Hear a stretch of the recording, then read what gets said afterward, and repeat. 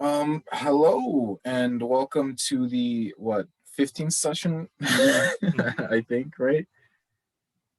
Um, but yeah, uh, I guess I'll do my thing.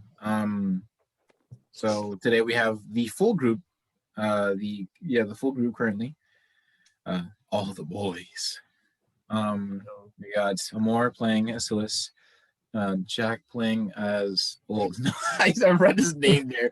Jalen playing as Jack. And Alex playing as Varynx. Yes, sir. That's so dumb. I'm so dumb. All right. And so this session, well, I should say where we last left off. Where we last left off, the party had just finished their encounter with the witches of Hemwich in the outside of Western Yarnum in the outskirts of the makeshift small huts there of the Yarnamites that don't live in the immediate the immediate area of Yarnum. From there, the party, after their combat, made a development about Alex's sister, but nothing big enough for them to make leaps towards. Only enough to think about. From there, the group went back to to the Hunter's Dream, seeing Jack's father taking up strides against taking up sparring with the current head of the Hunters, Lucien, and Lucien losing to Jack's father. After that, the spelunking being done by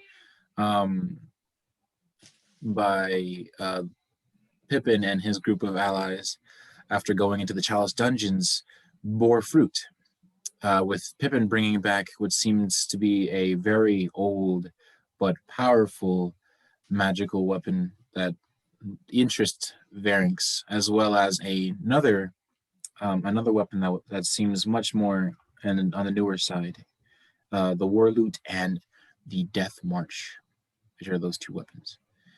And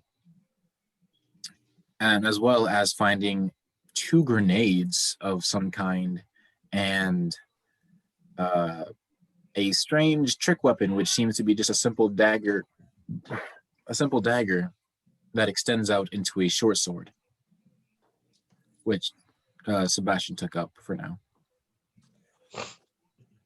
And so after that, the party headed off towards to Central Yarnum, do a bit of buying and talk to the blacksmith about what they have interests in, and also ending up getting a quest by the blacksmith over a weapon that seems to be of importance to him, and well, it seems his blacksmithing history. From there, as you guys were about finishing your conversation with Devin, some Spellbreakers approached you, and at first your lying intentions were very high before they weren't, and they saw through Jack's lies. Oh, pardon me. Burger breaks be busting. Yeah. But where was I last? I was explaining that Spellbreakers almost got tricked before they committed to, well, going after Silas again. Not the same ones, they're different ones, just, but yeah. And so that is where we left off. And I have already gathered initiative before I started recording. Except for you, Varynx. I need yours. 7. 7? All right, so let me just over here and get yours. 7. Two of them. Short. Alex wants you to All right. Let me get the map. Yeah, so that way I can put it on the wall. I got the other one. He hasn't put it up yet. He'll put it up today, though. Okay. Yep.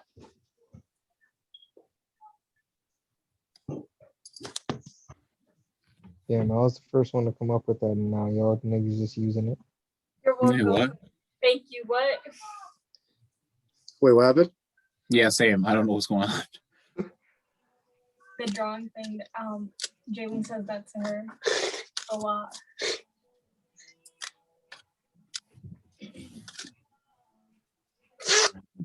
Our move, niggas. You get drawing, she becomes happy. She doesn't bother us. Win-win situation. Oh, we gotta take the first few cards. My legs hurt. Boop. Boop, boop, boop, boop, boop. I'm no mastermind. I'm just a simple man with simple goals.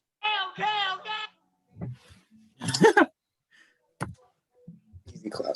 He tried to like breathe fire by spitting out a bunch of alcohol, but like his face lit on fire instead. Bruh. T poses on you. Asserts dominance.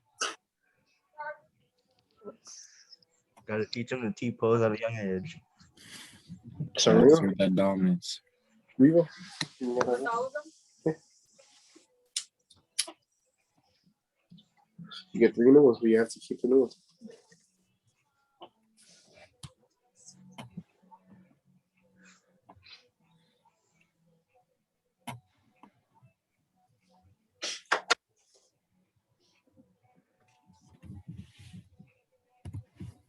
I need one more. Man. Control Z. Fuck it. We had that guy. And now it's time for the inner artist in me to come out. Well, I'm gonna keep the one that I keep. Like, yeah. This one does the same exact thing as this one does, right? Or would it just allow me to play another one? It just allows you to play another one. And then you get the second card. No, I don't want this one.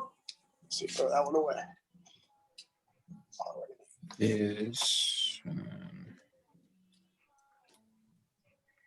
2020.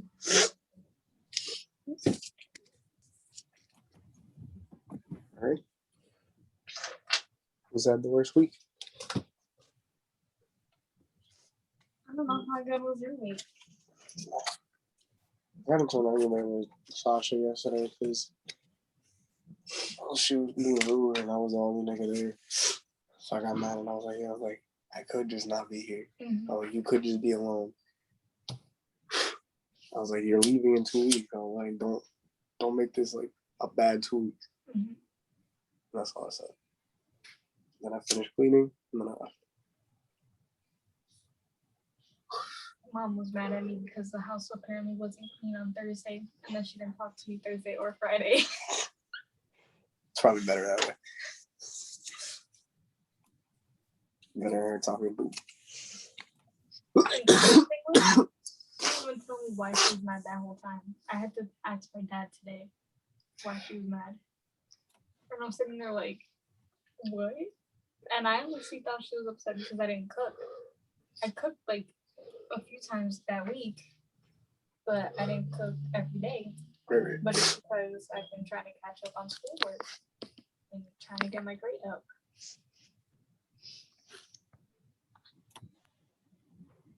all right. I guess that's roughly the map. Just gotta, oh damn. Control Z. Just gotta smooth these mans.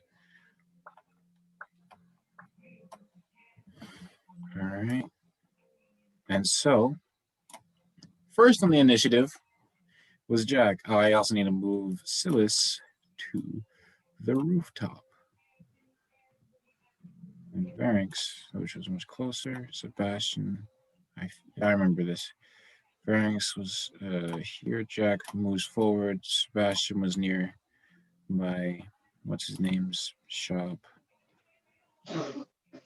And Silas climbed up there. These guys were here. All right. So here goes combat. Yeah. Jack, it's your turn. What do you want to do? I don't want to cause property damage. Son of a bitch. I don't want to ruin this whole small area. You know? This urban area puts fireball Alright. back inside gun. Well, let's see. I think I'm bring out boomstick Mm-hmm.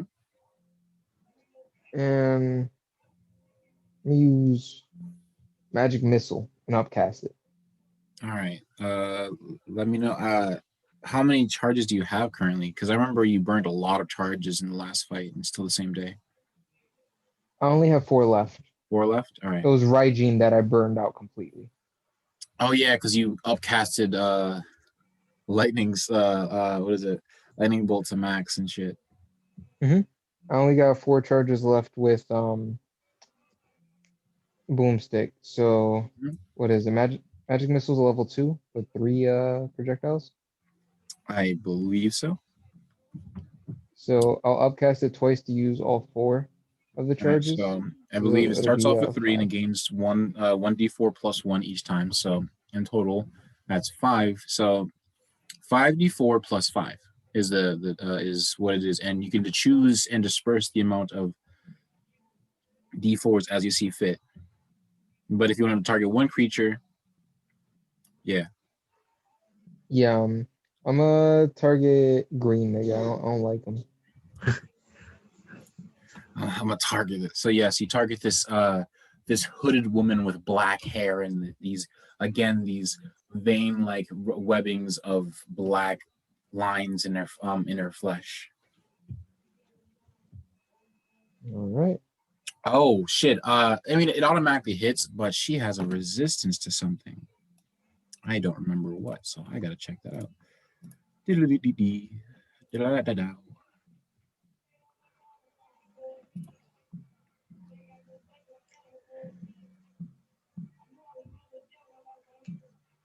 Oh, okay. Yeah, no, you still hit. No worries. They just can't cast spells. That's what the webbing does to them. It also allows them to have advantage against saving throws from spells and what is it?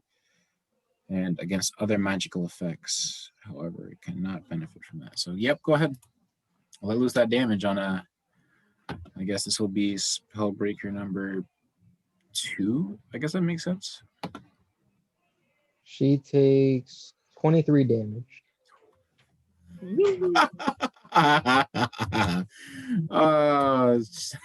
She is bloodied. Bloodied. Yeah, they got a reasonable health pool. The y'all that yeah yeah that's I smell blood. I still have my movement. All right, let me pop back and move you then. 5, 10, 15, 20. Did you want to go here? Sorry, you want to go here or? Oh, I'd still be able to hit her from there, right? Yep, which is right here. She's right there, and you're here. All right. I'll bring out what's that shit? Raijin. All right. Oh shit. I'm gonna ask you, would I know if she has blood or not? Yes, she's a human. She would have blood. The other 2 are half elves. Oh, that. I mean, not other 2. Other 3 are half elves. We're gonna regain some charges. I don't know about that. I just genuinely thought about this. Because of the treatment on these spellbreakers, I don't think you'd get magic out of it. Really? Yeah. In fact, if you did have charges, you would lose them. Huh. Oh shit.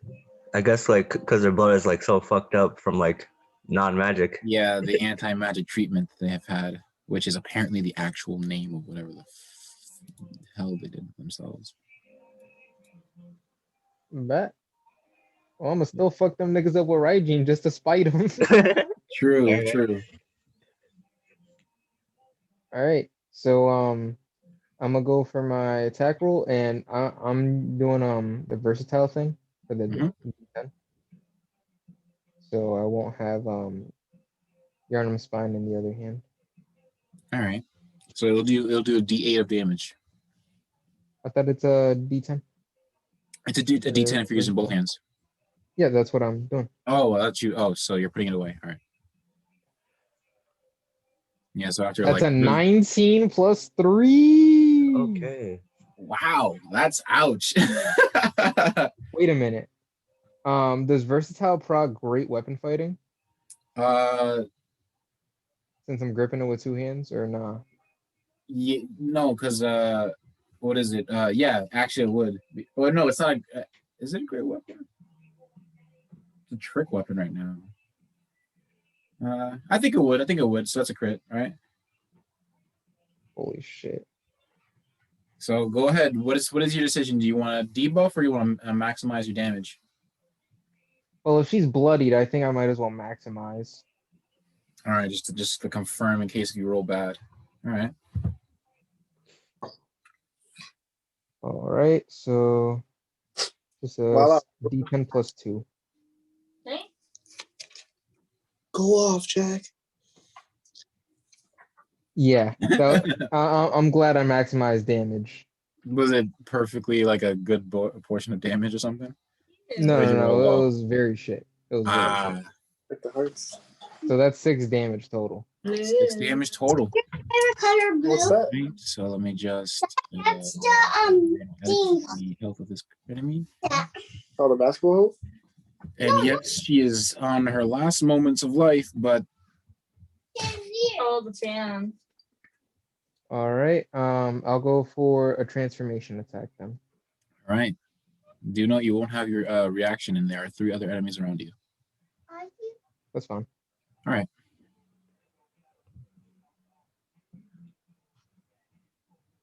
All right, that is 8 plus 3, 11. 11. What's the AC? No, that misses. Bitch. All right. Inspiration. Fair. That's fair. Do note down 5 more points of inspiration since the last session. But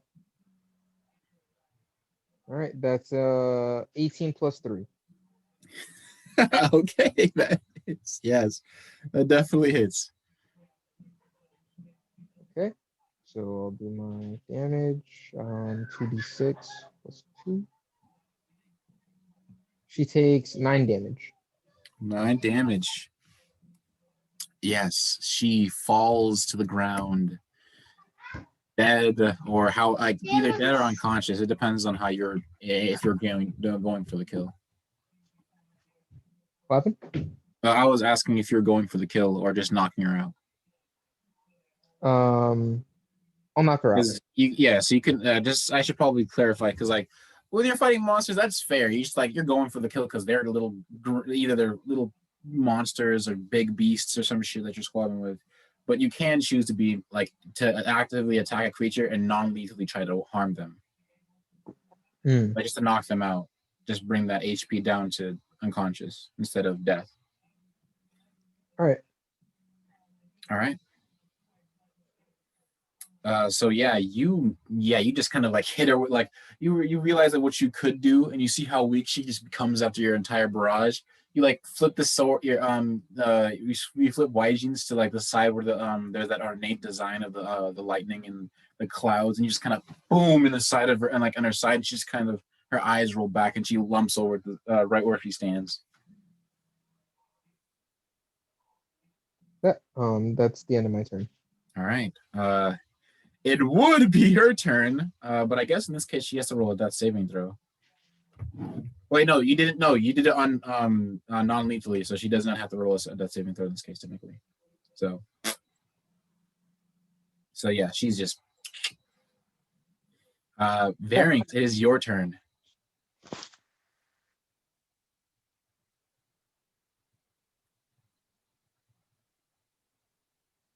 I believe in you, Alex.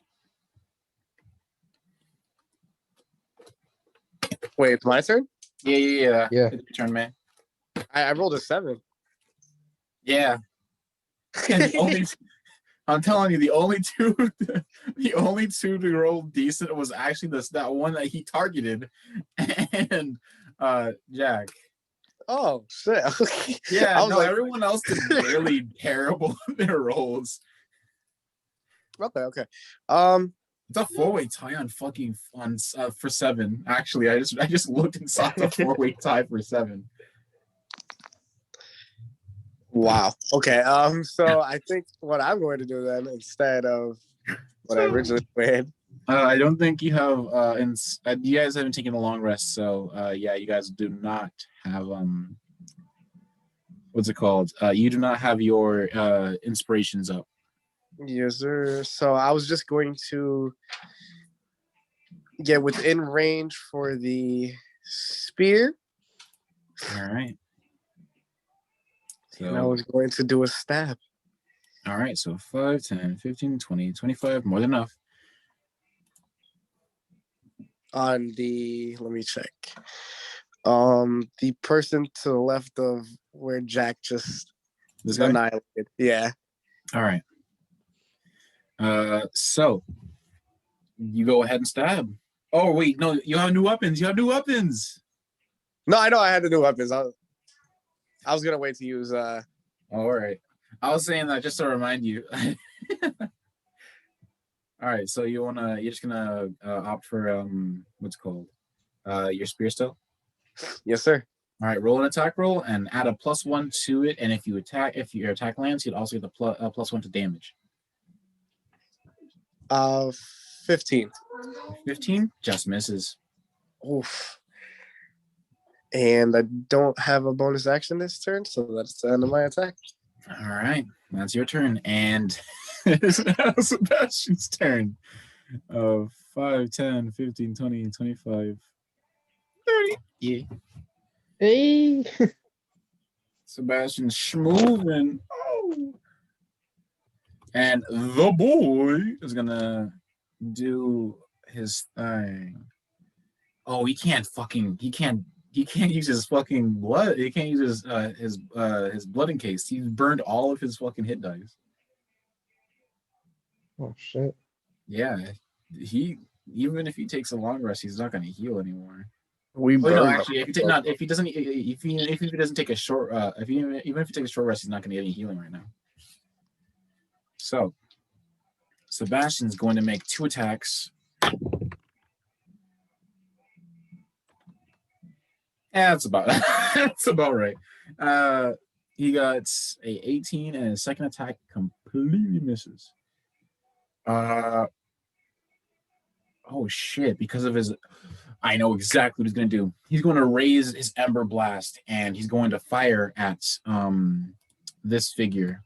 And because of that, he's going to let off a cone of fiery explosion into those 2 enemies, the one you missed and the target he's shooting. So because he landed, he automatically gets that D10. And then because that sucks, but hey, +1. 3 damage. 3 damage of the guy, but then he has to make a dex saving throw to try to save Ember Blast's thing, which is whatever it is. What did it say about?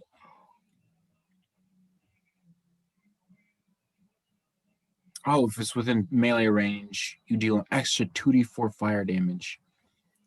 Oh, that's not a critical hit, so he doesn't get to stun them. Never mind. He has to land a crit to do that ability, to stun. So, what is it? It's also, on top of that, it's 2d4.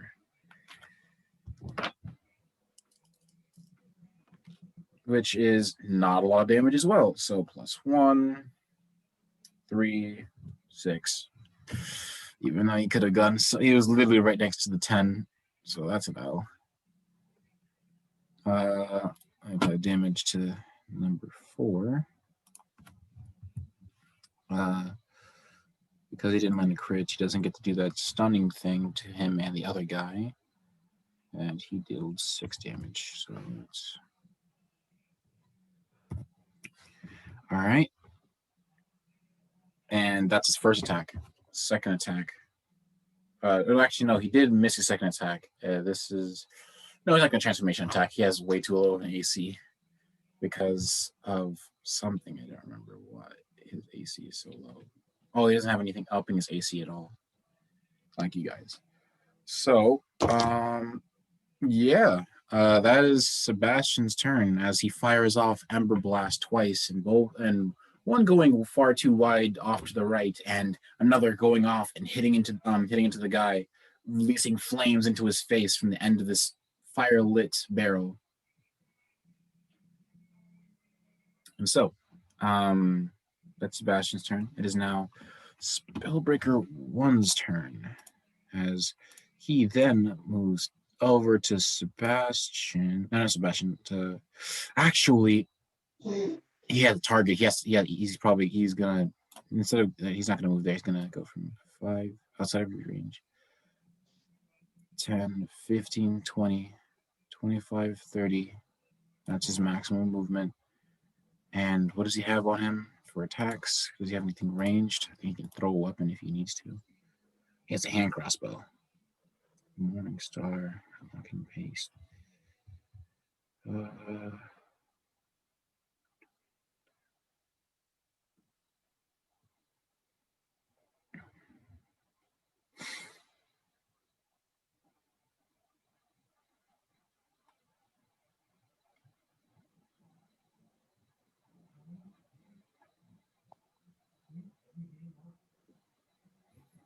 All right. So he's going to raise his crossbow twice and fire off a bolt before clocking it back and firing again at Silas. There's the other D20. Just gonna roll them out now. I'd say I'm gonna do a reaction. All right, what's your AC? 20. 20 now? Mm. He hits just barely. Every time. It's like literally every time I use that thing, the person It's such a meme. I know. It's such a meme. Oh my god. No, he perfectly got an unnatural 20 on both attacks. Oh Jesus. He got a 16 plus 4 on both of those attacks. Oh my. Wow. That is actually a fucking joke. That's such a joke. Oh my god. I know. Every time I go for the extra Every time. I feel like what you should do is you should ask me what he got before you use your reaction. So okay. just so you're just like, like I don't know. He's gonna hit me anyways. So yeah, he gets to land a 2d6 plus 4 in total, which this is from both the attacks at once. So that's 8 plus 4. That's 12 damage in total. All right.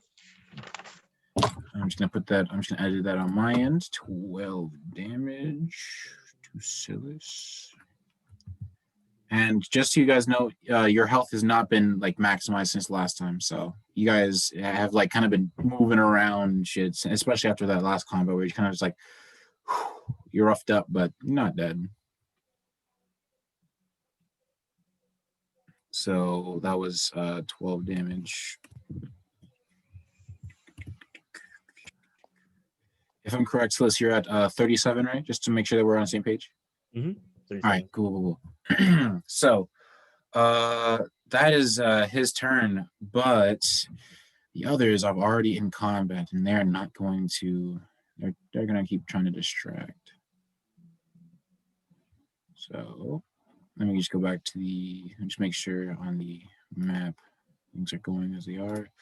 Knocked, getting hit, and all right. So right now,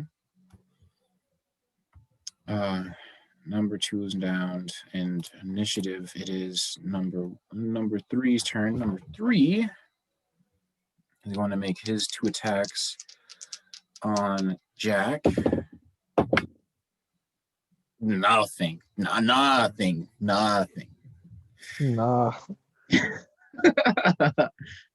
And it is now Silas's turn. And Right. you just take this bolt, and Jack, this guy kind of comes at you, but Actually, you were using the wide set of yarn not yarn of Raiji's. You kind of use it use it as like a shield in a sense in this way.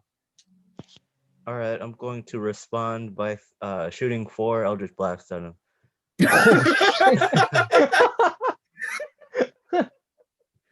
Yes. Womp womp.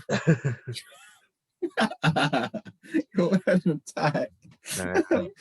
So you want to hit me? All Huh? right, does a 19 hit? Oh, sorry. Hold on. You have disadvantage on both those attacks, and like on all 4 of those attacks Really? because of Oh yeah, Yeah. because he's magic, right? because he has He's not anti-magic magic. treatments done to his body. All right.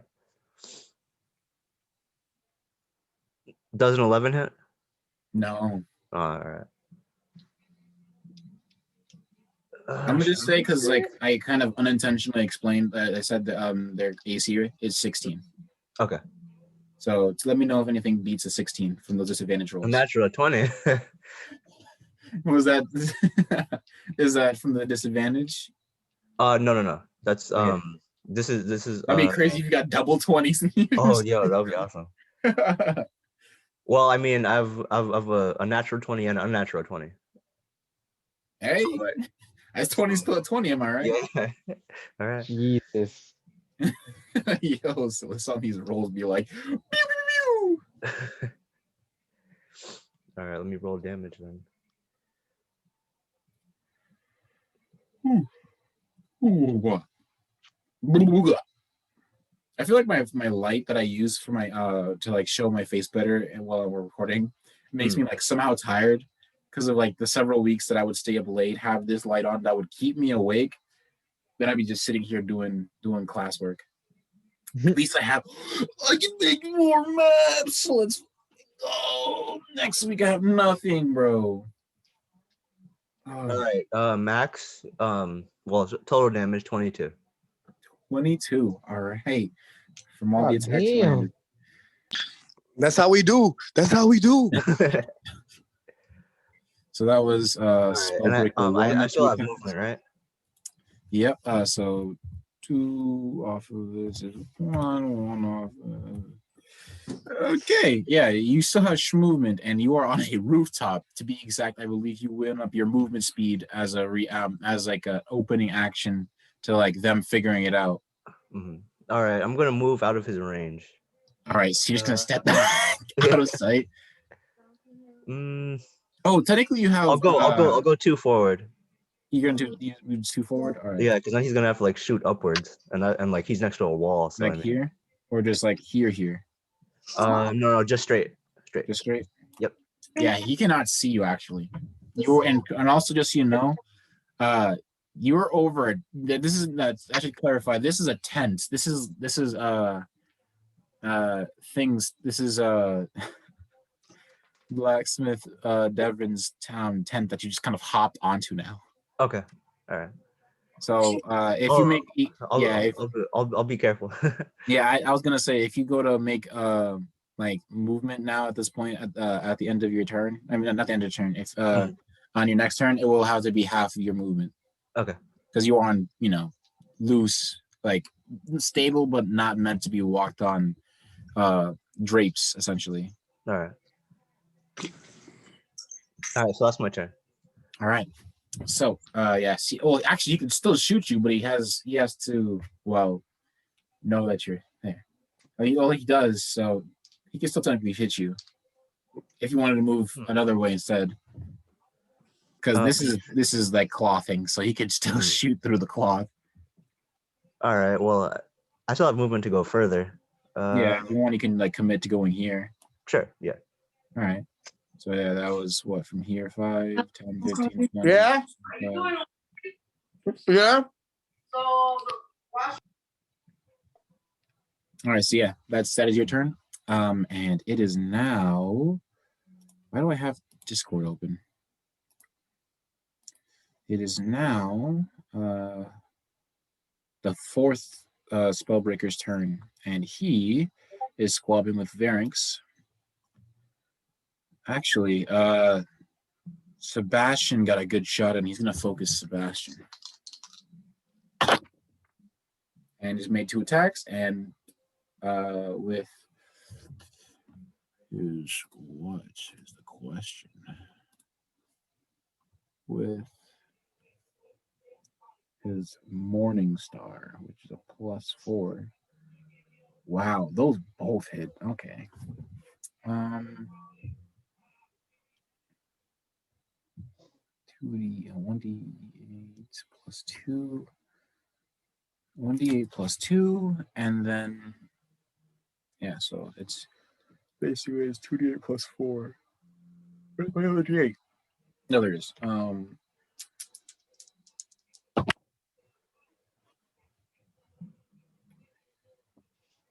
That's 12 +4. That's 16. Shit. 16 on Sebastian. Making him jump down to this. Sebastian is under half your health, Jack, just to note, and that is his turn. Speaking of which, Jack, it is your turn. Need healing. I mean, yeah. Right. So Sebastian So- is taking some hits. All right. Let me see. So I'm gonna move one space. So like I'll be behind Variance. So All I can right. heal Let me Sebastian. just pull up the map. Sorry. So if you move this way, you will get an opportunity. You'll have an opportunity attack done from both of these guys, because you'll exit this guy's Ooh. range, and because Variance is in the way, you'll exit this guy's range. Okay. Fuck it. I gotta heal my boy. All right. So you're gonna commit. All right. So I got to make 2 attacks against you. Oh snap! Crackle and pop! My stuff. Oh, my other d20. Where'd it go? Okay. All right. All right. Enough of the lollygagging. There you are. Ooh. Wait, it's a natural 20. Uh-oh. And then 19. And then so that's a nat 20. What is he gonna do to you? He could try to.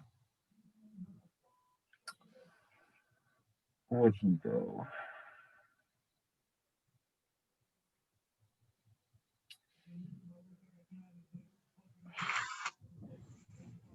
I mean, he's not trying to kill you. He's just trying to make sure that he can get to Silas.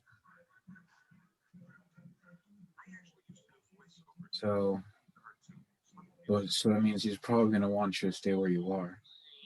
So Wait, you said Sebastian is below half health. yeah. Oh yeah. Oh But shit. you have to use your bonus action. So do you use your bonus action then move?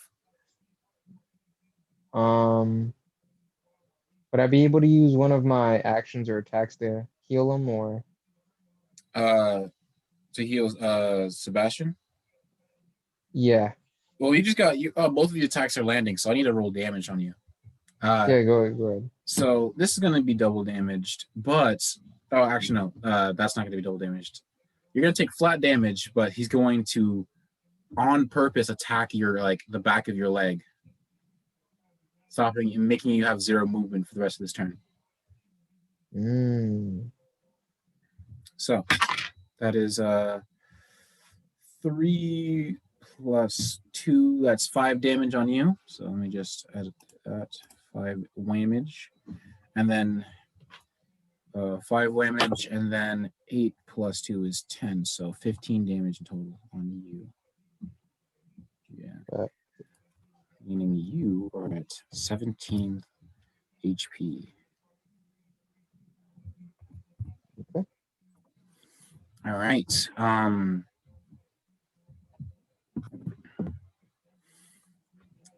Yeah, you have no movement, so I will now move you back to where you were going to go.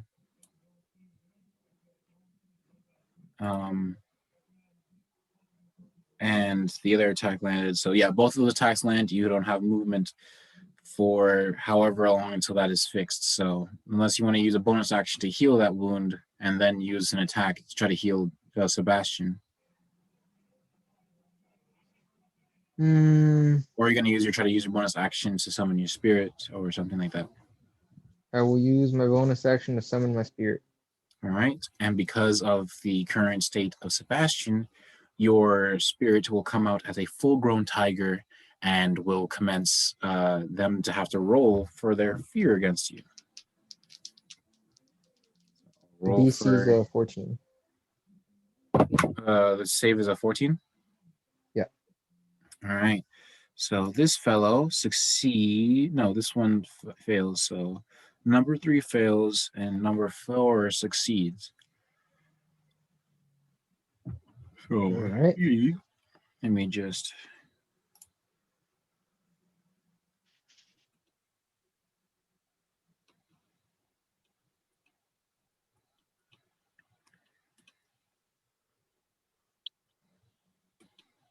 Oh shit! I can make little fucking auras. Sick. All right, swag. Dang. Well, I don't know what to do with that. I'm just gonna close this because that did not help at all. But yeah.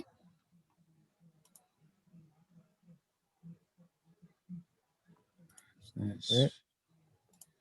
Okay. Well, yep. This guy's afraid of you. This one's not. So I can edit on the other page. Hold on a second. Number 3 is afraid of you. Number 4 isn't. Would I be able to spirit infuse my weapon right now? Yep. Yeah, it's not that you can't move. I mean, it's not that you can't like attack. It's just that you can't move. All right. So I shall spirit infuse my weapon. All right. To clarify, you would have 2d4 as your spirit damage to add, and because you're targeting the enemy, I think if you land, you get hit dice back, right? Yep. And so, yeah. All right. So I think I'm attacking, what is it, number 3, because he's the one that's that afraid, right? Mm-hmm. And I'm gonna go for my first attack. All right, roll ahead. 16 on the dot. All right, that's a hit. So go ahead, roll the 2d4 plus whatever. I mean, not 2d4. 2d4 plus 2d6 plus whatever your bonus damage is. I forgot. So the spirit damage is just 2d4. Mm-hmm. And just to note, you do not get charges on writings. Just to remind you. All right. So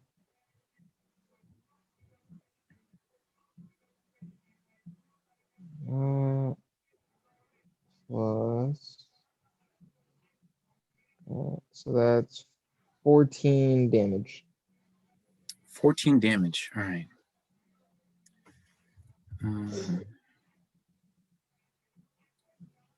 This goes down to this. This goes down to this. And that goes to this. All right. That's how much health. Wait. If you land the oh. attack and any enemies afraid of you, gain hit dice back and double spirit damage. Oh yeah. Oh yeah. So yeah, whatever so that's you got 19 damage total actually. 19 damage. All right. And it was what? It was how much before? What do you mean? Before we forgot about that double the spirit damage bit. No, that's with it doubled. With it doubled? No, I mean, Yeah, I don't, because I already added the other one before, and I'm trying to add the damage that was added to it. What was how much damage that was added from the doubling the spirit damage? Okay, so 5. 5? All right, there we go. Awesome. So, yeah, he is still afraid of you, and now more than ever because of that attack. And I'm gonna say you get 2 hit dice back because you have 2 spirit dice. Bet, bro. Yep. And Alright. now, just to clarify, you cannot do the spirit attack for the rest of the day until you take a long rest. So Uh, what does a spirit attack look like? Since I think Yeah, this is so the I'll first describe time it for we've you. had So it. yes, you kind of like call upon your spirit with like a, I guess, a snap or like a whistle, or with it, and then just hear like from you, almost like from you hear like a roar, like not like you roaring, but they hear a roar and don't see anything, and they just like the guy just like almost feels it down to his core and freaks out and almost stops for a second and staring at you wide-eyed before, as you grab your weapon, and the spirit like almost like leaps into the blade before turning into that beautiful light, and hearing that sound of that almost like a small bell chime for a kitten coming out, before you just kind of bring it down at this guy, and he just kind of like takes it and just kind of just yipes in pain, and just like almost begins like just hears up looking at you with his veins and all these, and it's this manly face and just fear. Jesus. Yep. And so, that is your turn, or do you still have more attacks? Right, you used your bonus Yeah, action, summoning your spirit. I have one more attack left. Mhm. So I'll do that. Oh, Natural 20. whatever. We already did the damage. I should say for further for future notice that it takes a bonus action to make your weapon attack have the, what is it? The spirit infusion. I completely forgot about that, but we're just gonna say we already did it, and then next turn you don't have a bonus action. Is that fair? Yep. All right. Natural 20. On the second attack. All right. Yeah. So you. Or debuff. I'll go for a debuff. All right. You're gonna go to a debuff. The same guy or number 4? Let me see. Who's the one that gave me the debuff first time around? The debuff was number 3, because that was the one that All right. rolled that 20. Wait, no. It was number 4. It was number 4. It was number 4. You hit. You made number 3 afraid, but number 4 got that crit on your thing and went for your basically your Achilles heel, the back of your leg with his blade. Ooh, I'm going for number 4 then. I'm gonna fuck this nigga up. You want to do some shit like that? Some payback, yeah. All right, go ahead and attack.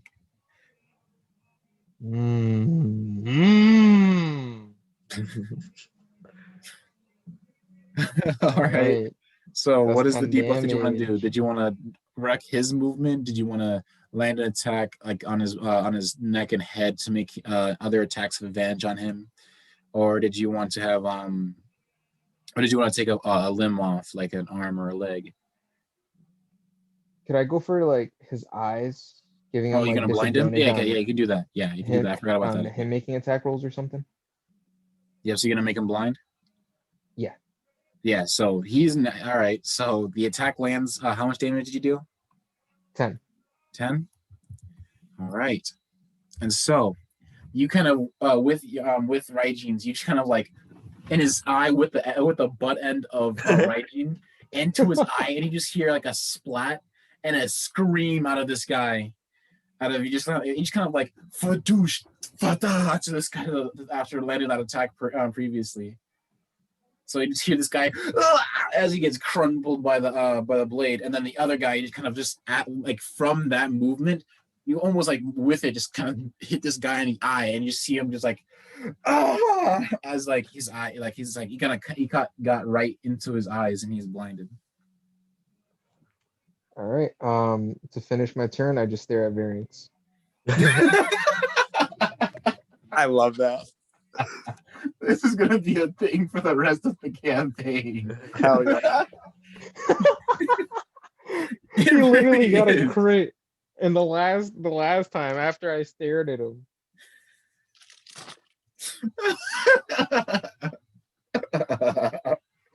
All right. And so the next turn would be Spellbreaker number 2's turn, but you already handled her, so she's unconscious. And so now it is Varynx's turn. So Varynx, Jack, after showing a showing off with some showing off his technical prowess, gives you a stern stare expectingly. It is your turn. Okay, I go to grapple the guy that he blinded. You have advantage on this attack. Oh my god. Oh my god. Beautiful. 19. 19. All right. Yeah. I'm gonna roll a strength, but yeah. You got an 18 plus what? Plus what? Plus that's a unnatural 20. I'm gonna kill myself. Oh my god. So yeah, he's just like and like he just feels your hand just kind of like panics and tosses you off of him. Yeah, that is my entire turn. So I literally just look at Jack and I kind of just shrug.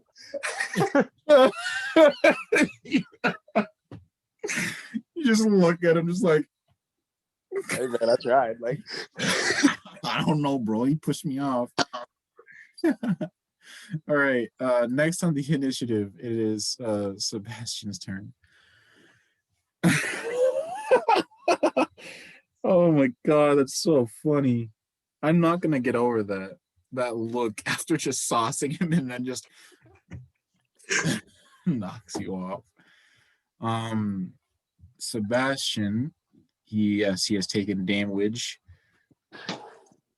but the man, the myth, the legend is going to use his bonus action to heal himself for, I think, how much, depending on his, because he doesn't do a lot of healing, but I know he's, no, actually, I think he would not do that. I forgot Sebastian has his own healing. Yeah, because he usually doesn't use it. He usually saves all of his hit dice to literally just make to make what is it, blood encased weapons. So he doesn't usually make them at all. In fact, I don't think he has any technically, because he would have used it that many times since then. Jeez. So he does not have healing blood, unless he all picked them up on your way back here. But I doubt that because you guys didn't say that.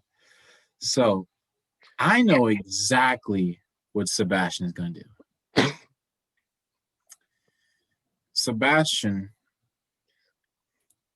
you see Sebastian see all that action before he kind of he's kind of holds himself as he's over some of the wounds that he has, and he just looks over at the unconscious nigga to the left.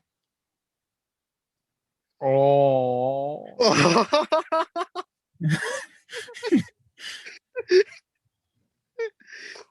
Actually, I think that the idea has tempted him, but he's not going to do it now that I think about it.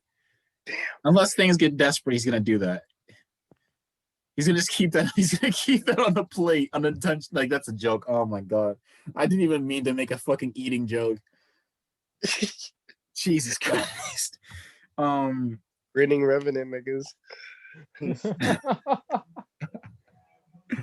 Jesus Christ. Okay, so Sebastian is going to just.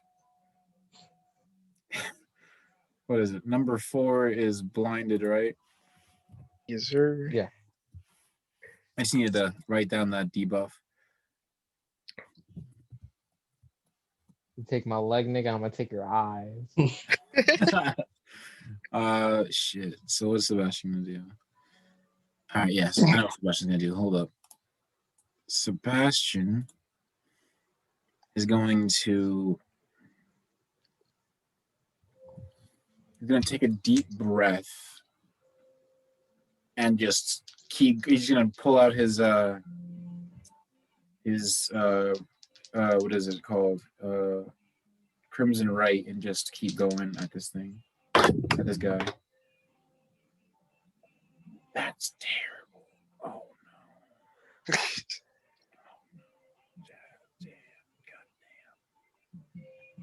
Damn. Actually no, because you'd have to Yeah, he bonus action change weapons, miss both his attacks. That's his turn. He just kind of swings. Wait. Number 4 is blind. What the fuck? He has advantage on this. So I guess that these 2 rolls will be for 1 attack.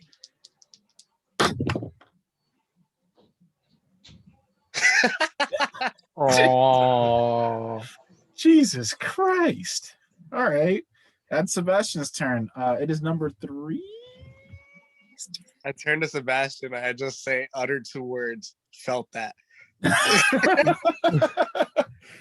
It's Spellbreaker number 1's turn, actually. And so Spellbreaker number 1's turn. I'm gonna be real. He doesn't know what to do. He doesn't have a solution to someone climbing up a building, so he's going to attempt to climb up a building, which halves his movement as he's doing the action, and he needs to make a dexterity saving throw to keep himself going. So, here it comes. Health, he has 20 feet of movement, so the DC will go up by 2, and he just passes it. So, yep, the man just begins climbing up this building and gets just about halfway. I mean, no, gets about a third of the way, like 2/3 of the way up, and he can see you at this point, but he can't attack because he's still climbing, obviously. All right. So yeah, he climbing. He's still looking at that one building. He just keeps looking for the next place to put his finger on the cobblestone of this building, and he looks over. He can see you, and you can see him. All right. Yeah, let me just move him to where he was climbing. So yeah, he's right there. He's right there. So he's almost All right. I'm gonna walk over and push him off. Oh wait! That's not your turn yet. It's about to be after. When it is my turn. Yeah, you got one more, and then it's your turn. So next turn is Spellbreaker 3's. He's fucking blind. He's going to swing wildly. no, 4 is blinded. So there's. Oh shit! I have to roll a d6, and whoever he attacks. That's hold up because hold on 1 2 he attacked his homeboy. Bruh. That's a miss. Oh oh shit. D8 plus 2, 6 damage to his homeboy. Wait, no, that's number 3. He's afraid. Actually, sorry. That was number 3. Number 3 is not blind. He's afraid, and he's actually gonna start running away. 5, 10, 15, 20. Yeah, he just goes his full movement off screen essentially. If you wanted to make an opportunity attack, you can, but he got hit with this thing. He felt bones crack. He grabs his arm. He just kind of just kind of runs away. I will make an opportunity attack and leave. All right, go ahead and do so, my friend. Can you, just as a question, could you make a opportunity attack with like the whipper? Is it just like when he? Oh yeah, he can because he has skirmish. Because I'm about to grapple this nigga. Yeah. All right. Are you go ahead and roll a attack, and if you land, you grapple him. Let's go, Jack.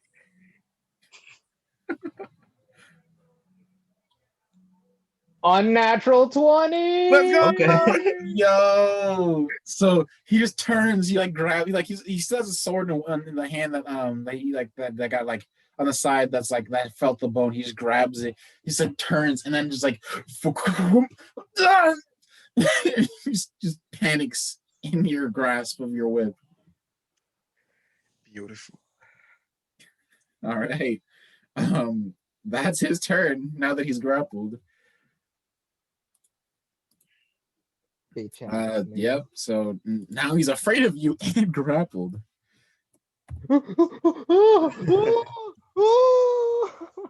It's like being in the grasp of your worst nightmare at the moment. It's like you see those dreams when you're like held by the creature. It's like that's his vision right now. So now it is your turn, Silas, and you see this damnedest goon climbing up a building for you. All right, can I knock him down? Yeah, wait, you can roll an attack, and now I guess he'll have to make a dex save to keep on. All right, but All right. I'm gonna go in closer. All right. How close? All right. Where could I? Okay, where would I see him? You can see him, and you Yeah. can see. And you hold up. Sorry. This is a sorry. He'd probably be here at this point, climbing up here. I messed up. This is All right. this is that tent, and this is that building, and he's climbing the building. All right. Actually, no. That makes more sense that he would he'd go to the building that you're on. So you neither of you can see each other. But you Okay, do I'm know going he to- kind of went towards the building that you're on, and he just kind of. All right. I'm gonna go to like that corner and like look down, and then Yeah, and you see as you look down, and he looks up, just like. I just like no. Silas doesn't do this. Gorge does this. He just like does like he does like a slight like wave, and then I just like start shooting those bone spikes at him. Oh shit! All right, you just kind of look down and just like Gorge's amorphous shape just comes in with a gurney with a bony teeth, and just kind of just with that like that bob of your head just kind of launches forward, that blade that bone blade downward at him. So go ahead and roll the attack. Wait, yeah, roll the attack. I And if it hits, then he has to roll the deck. He has to roll the. Actually, he's still gonna probably have to roll. All right. He passes. 16 for the first one. 16, which is a hit, and he succeeds that attack. So that's that. And so how much? Yeah, just roll the damage all together whenever from how many that hits. So the second attack. All right. Second one doesn't hit. All right. So I still need to roll for him. He falls off. Oh my. All right, 14 damage. 14. Oh my. 14 damage plus 2d6 as he falls down 10 feet. No, it's 15 feet. Bone marrow fucking hurt. Jesus. So how much damage was your 16, right? 14. 14 plus 3 14 plus 3 17 plus 5 is 22. I guess I hit him in the shoulder. I think he's fucked. Hell yeah. Oh, he's fucked. Does he take fall damage from falling as well? Yeah, he's dead. Oh damn. That's like almost half of his health.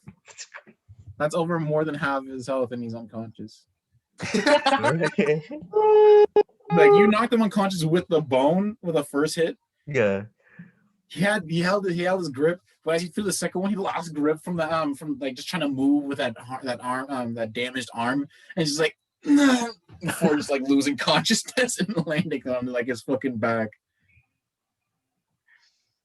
How unfortunate. Genuinely.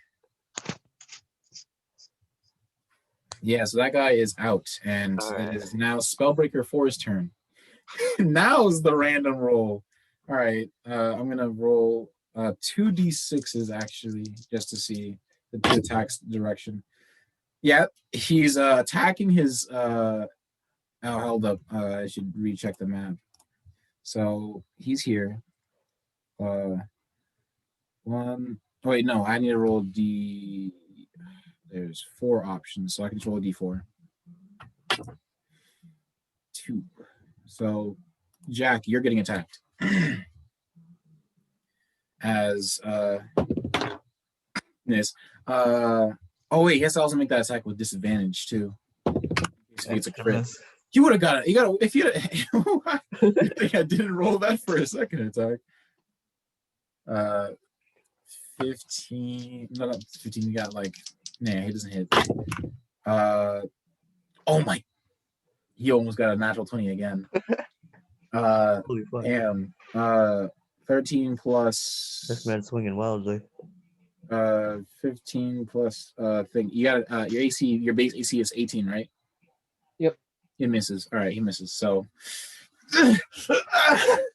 as actually because I need to also make that other attack, which would be 4, which would be Sebastian, which misses. No, it hits. It hits. So he actually Sebastian will take damage. D8 plus 2, that's 8 damage. Oof. Oh shit. Oh fuck. Sebastian's on 4 health. Sebastian's getting desperate. Oh no! Okay. That's his turn, Jack. It is your turn. You have a grappled, like freaking out guy in your Yarnum spine, and there's a guy that is blinded by you who is swinging wildly at the group at the where he thinks you guys are, which is not very well. And so, yeah, you have a guy grappled, another guy is swinging. And yeah, did you want to try to get to Sebastian some way? Well, I mean, actually, yeah, I mean, you still have him grappled, so I mean, I don't think you can necessarily do that unless you want to like try to use an action, like use your action to try to toss Sebastian a blood vial Yeah, or your blood I'll do syringe. that. All right. Would I be able to like toss him like both the syringe and a vial, but like the syringe stabbed in it? Would that work, or like Yes, in the because close of part? how you just described it. Yeah, you could do that. So you will not be able to attack for this turn because of this action. Okay, So go ahead. so I'll be like, Yeah, what I need you to do is roll just you're throwing it. It's going to be a dex thing for Sebastian. So in case he doesn't catch it. So what's your dex bonus? I have a +3. Yep, +3. Sebastian has a +3. He makes it. Yeah. He catches it. It's like like he's kind of like just like holding onto himself like shit. And then he just grabs your thing. All right, and is that your turn? You said I can't attack. Yep, you Let's still have a see, bonus action though. So unless you wanted like transformation, turn what is it? Raiji's back to the D8 form to attack, and then you'd also get advantage because of that as well, because the enemy is grappled. I shall do that. All right. Jesus Christ, Jack's kind of cracked. Jack's a beast. Jack is And you wanted Alright, a multi-class. You don't need a multi-class. 16 and 6. So I rolled a 16 and a 6. I'll take the 16. All right. And that indeed is exactly enough. He takes 8 whammage. Yo, 8 whammage. To the grappled fellow, which is this much, meaning he's looking ouched. He's looking big ouched. Like he just almost I stare at Varys. like it. Yeah, I stare at Varys. And Varys, it is your turn as Spellbreaker 2 is out cold. Spellbreaker 2 is out cold. Okay, perfect. So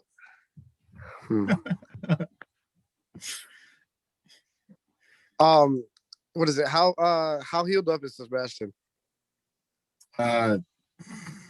He hasn't healed yet. He just grabbed it. That was just like as a reaction to grab it. Oh, okay. So like Varink's noticing like kind of like Sebastian's gaze. I'm actually gonna use Cure Wounds on him. Oh fuck. Yeah, he's like holding over the vial and looking at the guy like with like crazy eyes at the girl on the like, floor. Just like trying to hold himself together while he's standing here. I'm like, yo, please chill. Yo, chill, yo. All right, roll the healing to the man's. All right, so 1d8 plus my charisma. Plus your proficiency? Or no, I don't know how much. I don't. You'd have to check cure wounds because I don't know. It's your spellcasting ability modifier. So yeah, my charisma. All right. So whatever you roll plus your charisma. So that's a a 10. A 10. Woo! He is not in the danger zone. He's almost half health actually now. Alrighty, sweet. And then fuck. I should have said this before, but do I have to like go? I have to go into Spider Stance as a bonus action, correct? Yes. Okay. So then I will do that for this turn. Right. So yeah, you just kind of just get your hands out, you're ready to grab and shit.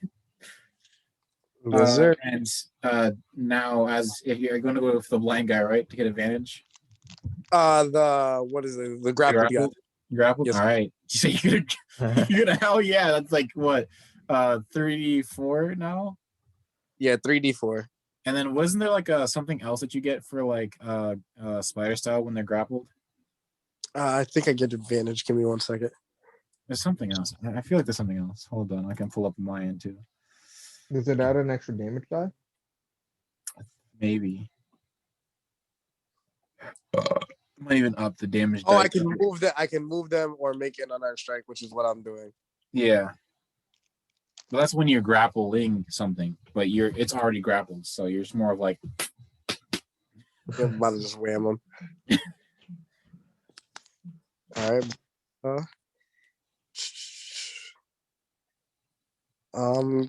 Roll, right?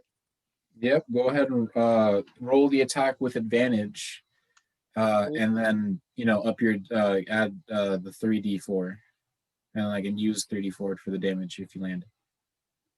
Bet. So I got an 18. Yeah. It's All right, and 3d4. 6 damage. big damage. All right. I think that guy's done actually. Oh, actually, that's perfectly enough. That guy's done. Hell yeah. Oh man. Wait, are you killing him or? Are you trying to kill? Yeah. Are you trying to kill him or knock him unconscious? Nah, I'm just gonna knock him out with my punch. Yeah. You just kind of you just enter the stance, just just like he's panicking, looking at Jack, and Jack's just like giving this stare. He looks over to you, and he looks over at you too, and you're just in this yeah. Yo, mama gonna knock you out. Oh. Yeah, so you knock him out, and so he's a hand unconscious.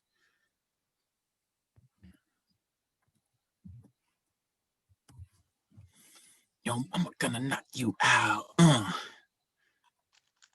ain't gonna knock you out. Your mama gonna knock you out. All right, so that's your turn, right? Yes, sir. All right. Mama's so old, she met Jesus, bonk.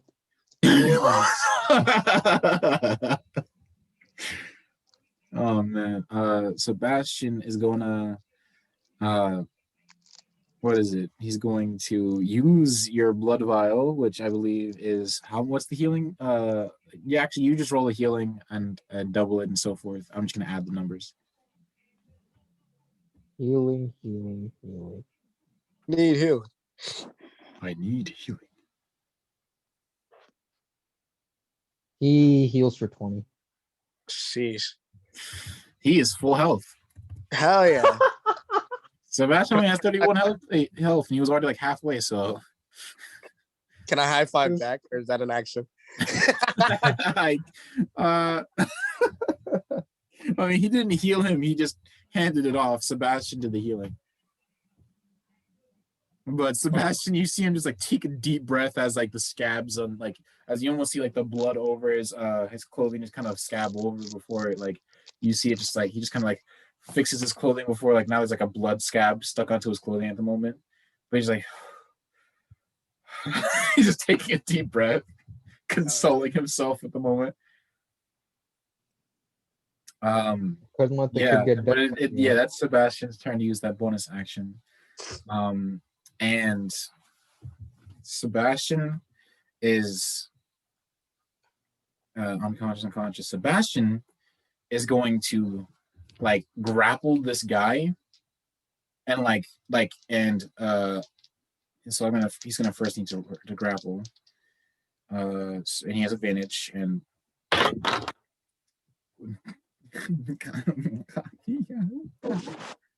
whoa, 19. And the guy is gonna so Sebastian just like takes a breath and puts his weapon back on his back, comes up behind this guy, and he just like grabs him by the neck and then puts him over his knee. And then Sebastian just is now going to intimidate this fellow. Oh my god. Advantage because he's afraid. All right. So Sebastian just putting this guy on like putting his like basically he's like pushing his neck against like his knee while keeping on like he's almost like sitting like doing like a sitting motion with like this guy on his knee. And like he just has his neck over his head back against the knee, like holding it against it. It's like, and Sebastian just kind of goes, "All right, who sent you?" And this guy is intimidated. He's like, I mean, it's not art. And Sebastian again just kind of like pushes against him, and he's just like, stop. So, and just so you know, this is a grown ass man. A 16, 17-year-old just pinning him down by his fucking waist and like holding his arms over him with his forearm against his throat, essentially like preparing to rip it out or something. Am I able to talk to Sebastian during this? Yeah, you could definitely talk to him during this. Yo, chill, bro. Chill. Don't cross that threshold. Don't slide this nigga. You're still in a partially innocent boy, yo. Barry's kind of like already chimes in, and he's like, "Yeah, I know he's doing it." And like Sebastian kind of chimes in and looks at you, like he's just kind of like he's like, even though he has like this stern look on his face, he looks at you, he's like, "If I wanted to kill him, he would have been dead, right? I mean, I'm not trying to." As he kind of like puts pressure against his neck in like a threatening manner. Again, he's like, "But all I want to know is why this is happening." I turn to Variance and go, "Yo, I fucking love this kid." Silas, you good, dude? Yes, a little damaged, but well. Yeah, as you kind of like pluck the arrows out of you. All right, so this is gonna go down and take some vitality from that unconscious guy, which may or may not kill him. Oh, I was just gonna kill you, but I mean, there's a dead guy at the bottom, like all the other thing. You can eat him if you want. Oh, the guy who fell is he? Yeah, dead? that guy's dead. That guy is dead. That guy is dead. He fell and his heart stopped, bro. I don't enjoy killing, but when done righteously, it's a chore, just like anything else. Says that Hang as on, man. Gore's. Technically, he killed himself. He was the one who fell. Well, he tried. Basically, he signed himself up for this. Technically, I'm not wrong. Nobody told him to climb the building, so I don't blame you, Silas. What is it? Variance kind of just starts checking the pockets of the two unconscious people in front of him. And with ease, you find it's all together over about not all together. I'd say 30 and 10. 25, 30, 10, 25. That's 40. That's 2. That's 65 gold. 65 gold. I share with the rest of the party. I give all of it to the rest of the party. All right.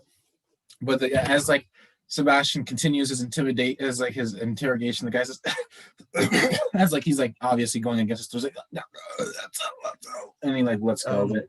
Sebastian, I can help with that. And he's like, well, you do weird shit to that. I'm at least doing something reasonable. Sebastian says, like, with true intent, like, with just being honest. Well, it wouldn't kill him. It would still take the knowledge. But I mean, yes, it's weird. But You know, yeah, you're right.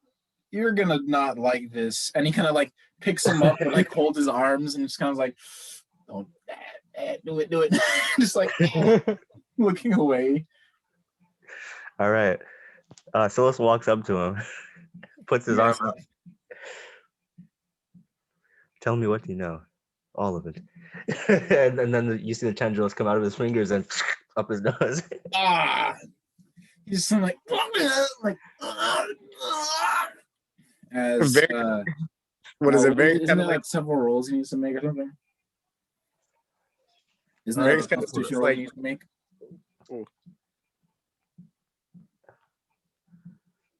Sebastian. I mean, that's Silas. I'm just pulling up the information. Yeah. Just making sure. Varing's kind of seeing like them like joshing this guy around. He starts cracking his knuckles and he's like, "Oh, good old intimidation tactics, huh?" More.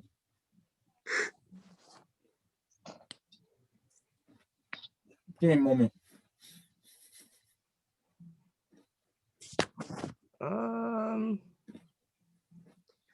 Nope, he doesn't roll anything. It just happens. All I have to do is grapple him. Oh, all right. Yeah. Yeah. So basically, Varynx, you see this hands turn into two tendrils, and he stuffs it up his nose, and then this guy's eyes roll back.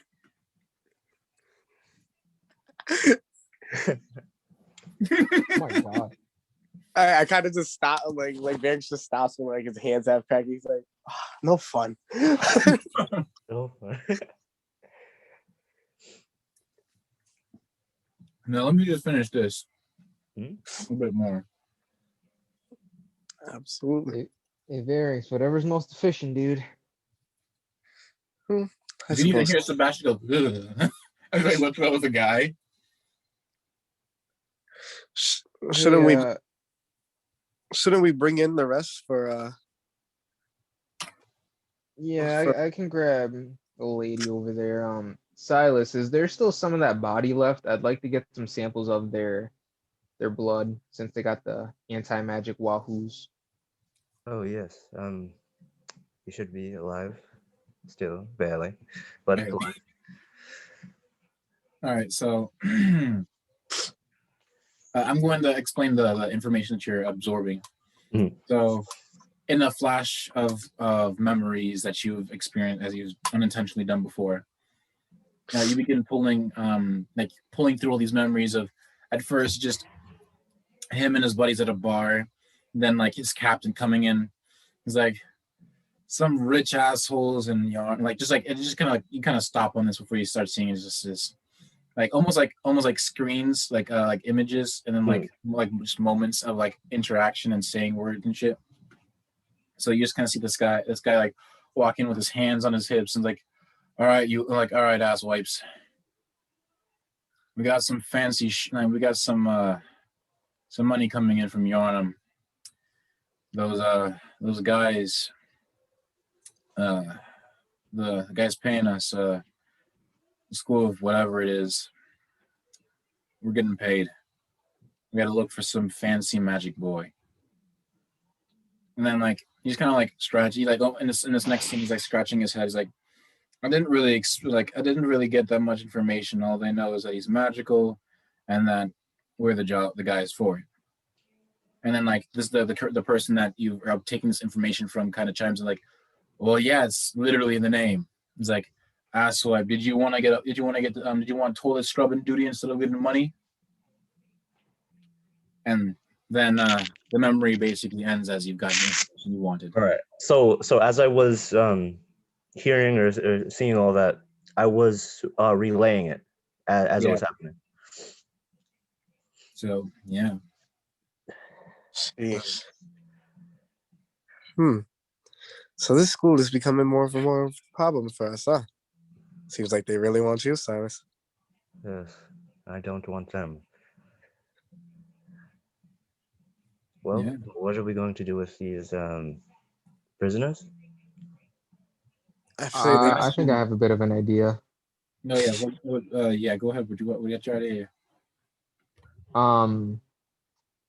See, we could bring this up to the car, maybe get these guys put in prison for starting trouble. Yeah. they're alive at least. Well, yes, they But committed a crime. They attacked hunters openly. I do also want to extract blood samples from each of them, at least about a pint. Josue, would I be able to ask Devin to see if he has like a bucket? Wait. What about Devin? Oh yeah, what's Devin's reaction to all this anyway? Devin just like he kind of like what he did at the end of like the last like session. He like closed his thing. He like moved the tarp over, and he just kind of heard banging and like metal clanging this entire time. So he just kind of like got way back to work. Like, this ain't my problem. I'm leaving you. Flip sign to open. Yeah, no. Flip side to closed. Bang, bang.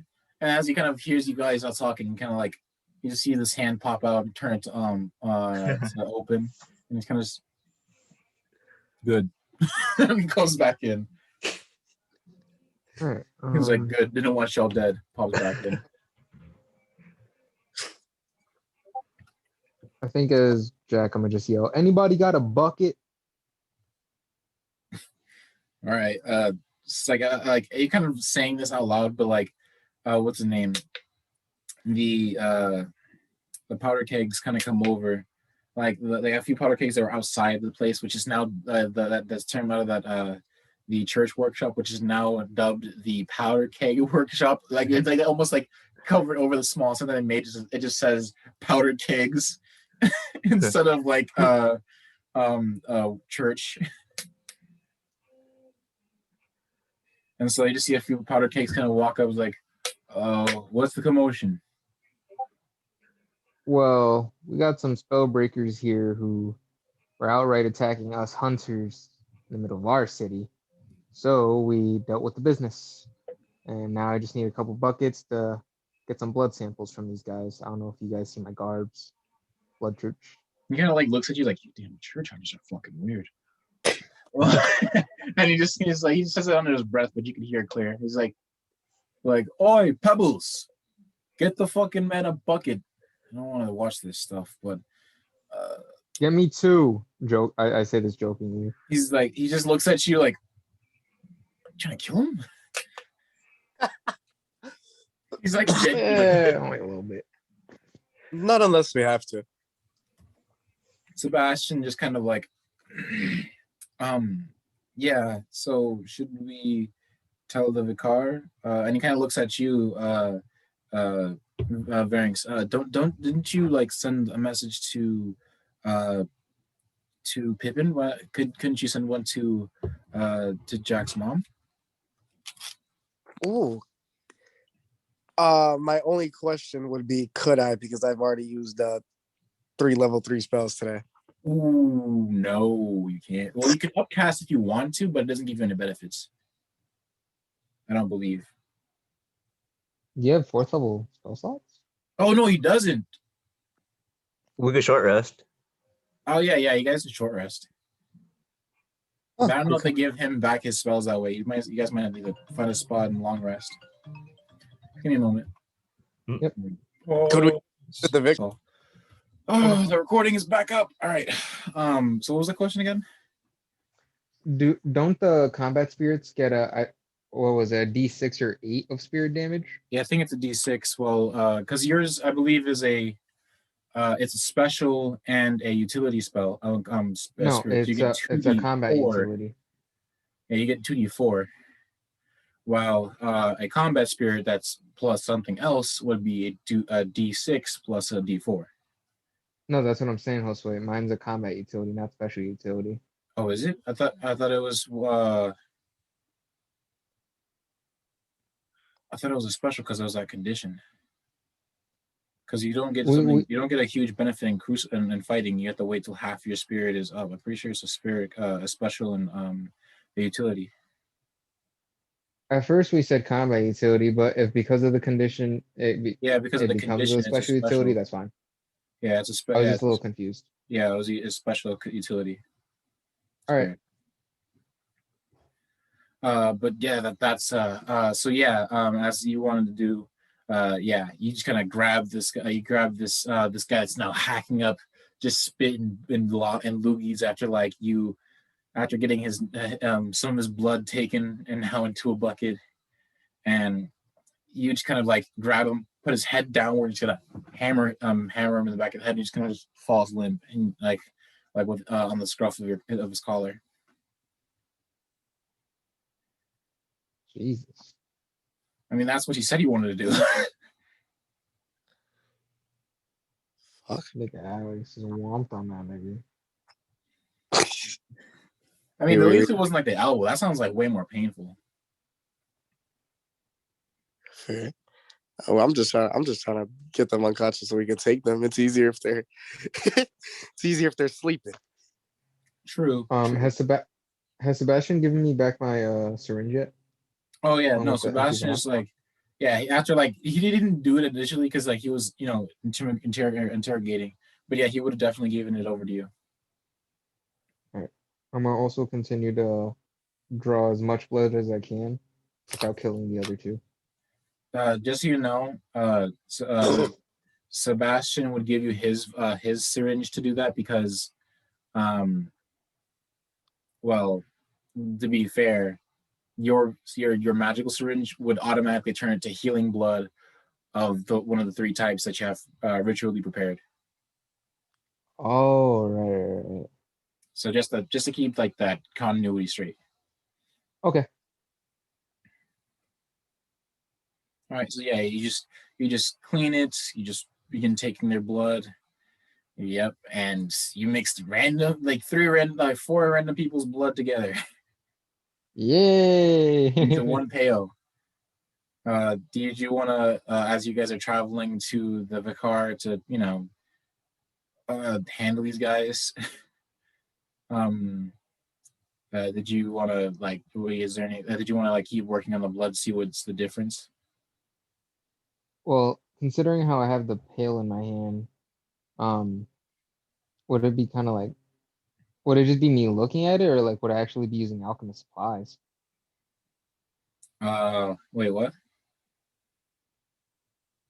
No, you would be using alchemist supplies. All right. Sure. Yep. So, kind of as you guys are moving, you kind of have Sebastian holding some of these things while you're having all the blood and different all these vials, kind of testing them in the different ways with different solutions and so forth, just to see the difference. Roll me a roll with your what is it? Intelligence modifier plus proficiency. No, okay. Yep. Let's see. While Jalen's kind of working on his blood, the war loot does not do nothing crazy or kill people if I just start playing it. Nope. What you can use it to cast the or yeah, it's cast spells or whatever through it if you wanted to use that as the action you do to cast the spell. As not needing requirements like materials or something to actually cast that spell. Now you could play it, allowing the spell to be channeled through the music. Sounds cool. But I was just going to play Good Riddance by Green to get attuned to the war loop. All right. So yeah, you guys take a good 30-minute walk up towards the hedge and the major church, walk upstairs. Well, not walk all the way upstairs, but more like get to the bottom before like some hunters that are kind of like some church hunters that are like, the guards are like, what the fuck are you doing? And then you just kind of say, hey, can come over like, hey, can I get the Vicar to come down? Like, all right. One of them heads inside. It takes like a good couple minutes before your mom kind of comes out like, what the? And she like comes out like, what happened? Hold on, Mom. I gotta tell God my role. Wait.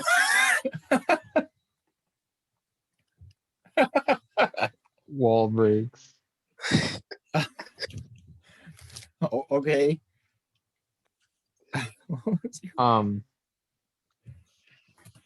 What is it? I rolled a 6 for the thing on the blood.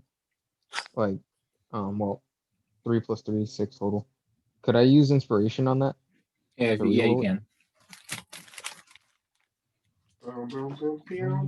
Plus that. Oh, Nat 20. not 20. Yeah. That's how it be. That's how it do. So, Jack, as you look into this blood, there's something. There's some sort of anti-magic in it. From what it seems is that this blood almost nullifies magic. Like as you kind of like take some like samples of what is it? Magical substances, like some magical reactive substance. You see that it almost begins to destroy that magical reactive substance. And in some places, like at some point, as it like initially touches, destroys, and turns into like some base substance without the magic. And then there's like this kind of this distance between where this is just like actually like almost like how like oil like stays on the top, always goes to the top. Yeah. It's like that. Like the blood goes stays on top. Well, there's like a distance of where the solution kind of destroyed whatever else, and where that magical substance stays between that that already destroyed like the blood on top, the already destroyed, and then the actual substance still at the bottom. Does the rest of the party hear this, or does only Beck like get this knowledge? It's more on if Jack wanted to announce just information outward.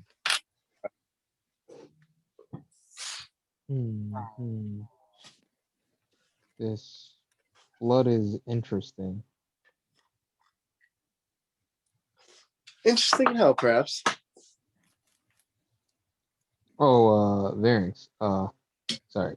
So like, pretty much, I don't know what process they gone through to get this done, but they literally have anti-magic blood. And just so you know, though, another thing to that blood is that in this, like as you kind of like looked at it, because you got nat 20, there's something else in the blood that's making like it's like almost like there's like you'd always see like this black kind of strand of webbing inside this blood, and always keeping this like constant webbing like shape. Ooh. And like at first when you like initially dropped it into the solution, it automatically started destroying this some of the solution, keeping that beginning that divide between the solution, the destroyed solution, and the blood. It's like as it was like destroying, it was creating that shape again, and you don't know what's in it that's doing this, but it's sure as hell doing it, and doing it well.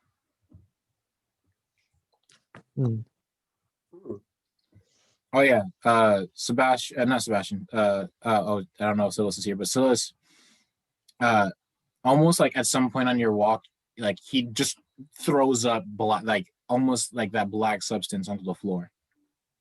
oh, Like almost like his body rejected it hard and fast after some period of walking. he went to grab food, but Yeah, I know. He went out to get food. I remember that. geez, am I able to like try and separate the anti-magic part from the blood itself? You can. In fact, it's not like as if it's the blood itself. It's more like whatever that has been magically applied to that person. It's trying to keep itself connected to the blood, and so it's very difficult to do that. And in fact, it's genuinely so hard that it's pissing you off at some points as you're doing it. Before you finally get a small sliver of this black essence, before it just as it like separates and you put it into another vial, it just disappears. Hmm.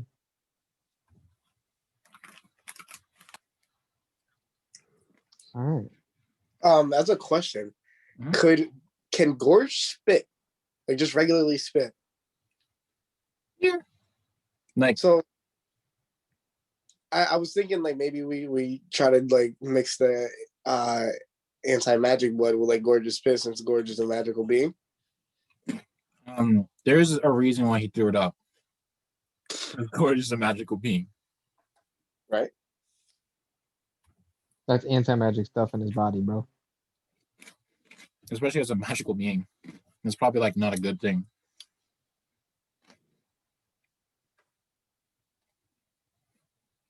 No, I'm saying outside of like Gorge, but yeah, like to study like what exactly it does to.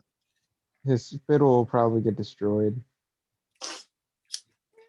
I mean, he ate like he took some of the life force of this guy. It just made like after some point of time, he just kind of threw up a bunch. It's not like if this was before he ate a god, he would probably like have to roll poison.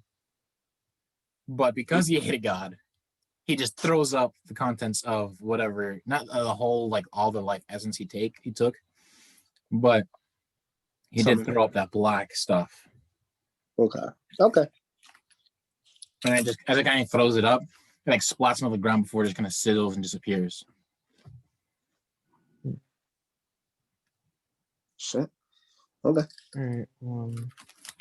So yeah, your mom just kind of like as you guys like finish talking and you like, and your mom finally talks out and you just say that like you just finish saying like hold on a second, and you just finish saying that, and then you just like all right, just like Okay. So, Mimas, we got people here who caused some trouble. what is it? These what did guys these are guys do? spellbreakers. Oh. Yeah, they're after our poor friend here. And then you just kind of like just like at your mom, and she's like, all right, I'm going to do something about this. At this moment, I want you to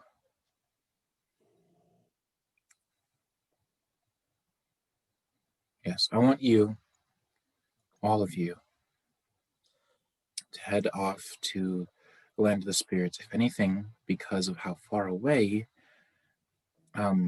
they are, and because they were sent to go after you, and their minimal use of magic, so they won't be able to scry on you. Well, I mean, they still have magic, but not enough. I'd say your best bet is to go over to the land of the spirits, and especially because we need you to do that job and get that access to that great one. So I suggest please go off over there. I'm going to make a few laws to keep them off their back if this continues for any longer than it should. I know, if anything, the Lucian's plan should be done in no more than a couple of weeks or so. But yes, we still need you to do that job. Just be careful. I know that they're after you.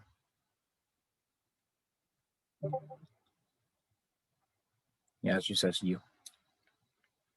All right.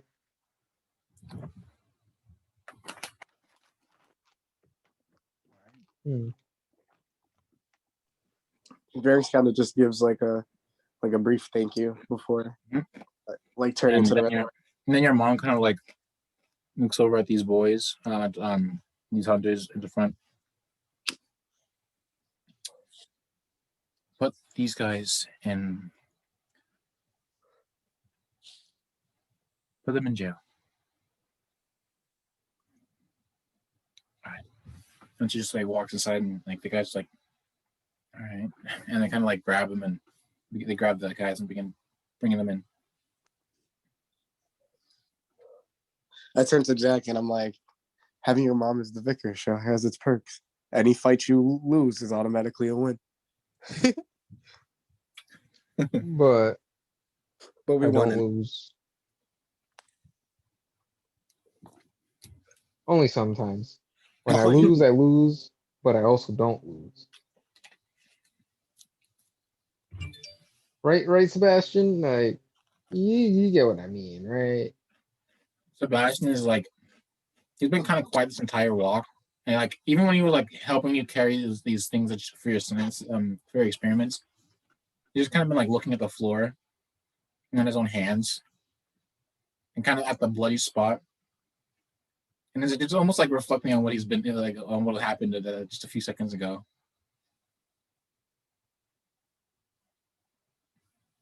Good, buddy. That's what he says. You ready to go back to the land of spirits, buddy, oh boyo? Yeah. And just so you know that there's a lantern just outside this building. Before we go, I kind of like try to take like Silas aside, and I kind of ask him if he's like sure about this. Like, I know there's people like hunting him down and everything, and Banks kind of like tries to like be like, are you sure? Like, is this what you really want to do? Well, we need him to respond the way that he would. I guess I'll try my best. So it's like,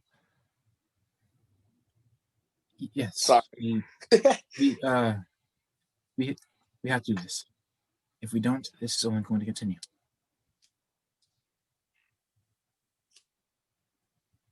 And he looks at you with a stern, confident face. Okay. All right. I back you 100% then. All right.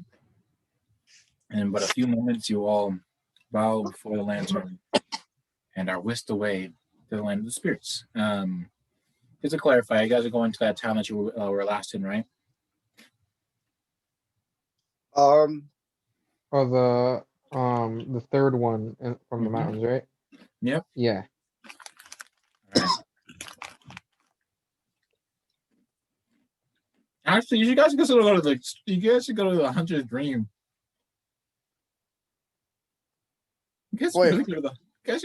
Dream and take a day break or something. Like y'all's been busy. Oh Shit, yeah, you're right. Could we actually go to like Hideyoshi's and like rest there? I mean, yeah, if you want to. Yeah, because I'm trying to mac at Biddy. I've been out all of the sessions that you guys go to see her. all right, that's fair. That was perfect time, and I'm like, yo. So yeah, you guys go to the Hunter's Dream, and then you're just like, let's go to Hideyoshi's, and you're just kind of like, you guys give each other you specifically like eyebrow raise. You're like, for me, guys, for me. And so I'm assuming Jack just like, hey man, I have no objections. All right, welcome back, Amor. So what's going on right now? We are heading to Yoshi's because Alex wants to meet with her. All right. And so, again in another a wave of light from the Hunter's Dream, you all head back. You head all the way to the land of the spirits, to the coastal city of oh, pardon me. I don't remember the name of it, but I remembered and wrote a name. So, Ogrilla? huh? Is it Ogrilla or something like that? Yeah, Ogrilla? it's Ogla, I think. Yeah. Ooh. But yeah, yeah, you go back to the city of Ogla, and as you all, I think at this point, I think it was like what, a bit past midday. Like it's like 3 or so at this point. You guys are tired. You just kind of walk. You kind of knock against the door, and again in the same manner as as the first time and the second time that you had entered. And they well actually no, a bit different this time. The maiden that had the woman that had before shown you through the building again shows herself, and she kind of like looks at you before she asks, um, "What is it that you need?" We just require a few hours rest. We've been quite busy recently, actually, and I feel like me and my friends deserve a place to shut our eyes. I figured in a wonderful place like this, why not visit? And just as a a reiteration for you, Varings, before you is a red wooded building made of beautiful paper, strange bamboo mats, and so forth. That it's mainly built upon the structure, and there are still walls, but they're not very like strong walls. It seems. And eventually, as you are all brought forward through these halls by this maiden, you find yourself approaching the backyard where what is it? You see Duncan and Hideyoshi, who are seemingly having a picnic, enjoying some of the what seemingly has been personally procured food, which does not look as fancy as you thought it would be. In fact, it looks super like they went off to like some decent store and just grabbed snacks and then walked back. There's like boxes that almost have like the tags still on the side of them in common for of what it is. Well, Gorge is not complaining. Yeah, and they all look at you as you're approaching, and Duncan kind of like oh, been a couple of hours. I mean, like no, it's like been a day. How did it go? How are you faring with those annoying spellbreakers? Yeah, frankly, they're just a pain in the ass. Varix at this point kind of just like whips out the war loop scene, like the romantic setting, and like sings like the entire just string of events we just went through. You're going to, all right, roll me a performance roll, please. Absolutely. Let's fucking go. You're going to try to romantically describe you ass beating the shit out of these weirdos and then bringing them to jail before what else? No, no. Just roll me let me see what your roll is first. Actually, not quite good at explaining. Oh my goodness. It's a 30. God damn. It's a 19 plus 11. That's a 30. So, in fantastical and over-the-top dramaticism, trying your best to make it romantic and somehow pulling it off, you go off and through music, thoroughly talking about how after you had all came here, you went off to Central Yarnum, talked with the car about secret plans and so forth before secret plans and therefore preparing to handle the actions of meeting a great one. The Spellbreaker's attacking you, talking to Jack's dad, convincing him to join you, going off to find the old place of the school, going then fighting evil witches, going all the way back, and then what else? Fighting those goons, hearing a legend of a magic sword and a magic scythe, and arresting those goons after one of them dying before you came back to here.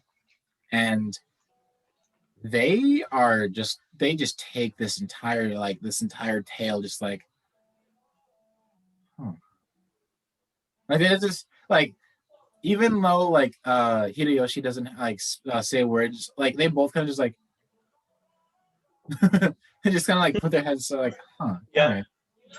Right. No. Well, I do, but it's like empty though. Or basically, it's near empty. Sorry about that. That's fine. Don't worry about it. Yeah, but you wanted it to be romantic, correct? And you wanted to try to be romantic with it, Alex? That's what he definitely did. He did want it to be romantic. All right. So, most of the time, you're like glorifying your actions that you do in the song as well, making yourself sound like, not that you're doing it all by yourself, but moreover, you're like the strong-headed captain of the group, making them like heading them into battle almost in these senses whenever you guys combat, or making it sound like you found all the discoveries, when I mean you kind of did. You did find the building. You helped attack the guys. Guys attacked you. You fought the monsters there. Like, real air quotes on helped. you were there. You're basically, you helped, but to be fair and realistic, Wow. you were just kind of like helping out more than you were like taking charge and being this captain to the group that you are more or less teaming towards with your words. And because of this, I need you to roll a d20 and add your charisma modifier with advantage to try to what is it called? Charm Hideyoshi in this sense. So D20 with advantage plus my modifier. With a +5, basically. Okay, so total is 19. All right. She, without words, is clapping and very much enjoying the show. And at some point, she stands up and she just note she is bigger than you. I mean, no, she's like 6'4", basically my height. And she kind of like scoops you over and just like trying to go like moving along with you with the song that you're playing. Yes.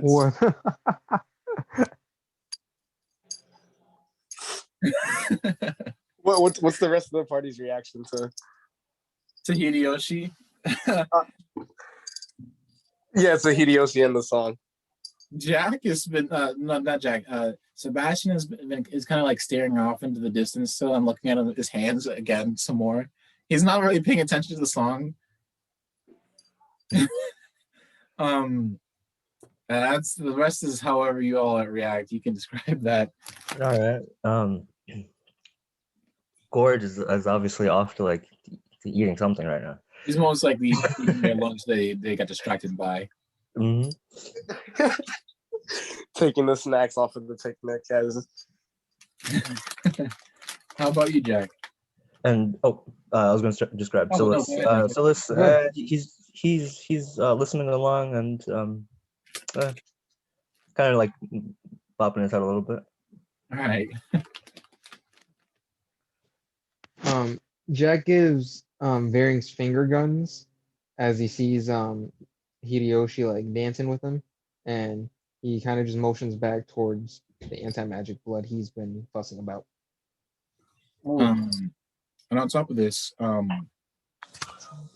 Duncan is just watching and kind of looking at them kind of move like a little bit back and forth as basically it's more like how like pubs like people like will put arms under each other and start just like moving and shit to music like almost drunkenly. She's like that, and like she's like Amor, you would also notice that there are several like bottles, and I do mean like whole like jug bottles of what seems to be this substance, something that's named sake on the side of this those bottles. All right, I'm gonna check them out and look what's in it. With an easy sniff from Gorge, who's busy munching, it is alcoholic in nature. Hey. They were enjoying themselves.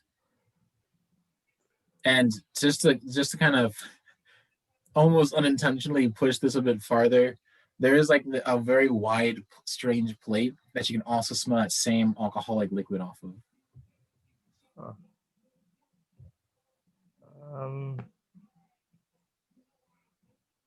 Wait, so like, how is it like? Okay, well, what does it look like exactly? It has this brown, like inner part of this very wide and almost thin. It's almost like a plate, but a bowl kind of plate. Huh. And it looks like it's strangely meant for drinking out of, even though it's not going to hold as much as you'd want to, but it's still made so wide that it still seems to have been drunken out of. All right. How many are there? There are 3 empty bottles and 1 bottle being being used by Duncan for himself as he's just enjoying something. All right, I'm gonna pour some into the 3 cups, 3 plates there. Oh no, there's only 2 plates. There's 2 plates. There's only 2 because they prepared for themselves. Okay. The big one, and then there's just these one reasonable sized one that Duncan is kind of pouring himself some and sipping from as he's watching this. All right, so this is gonna take like a tiny swig just to taste All right. it. I need you to roll a Constitution saving throw. Gotcha. This is not simple stuff.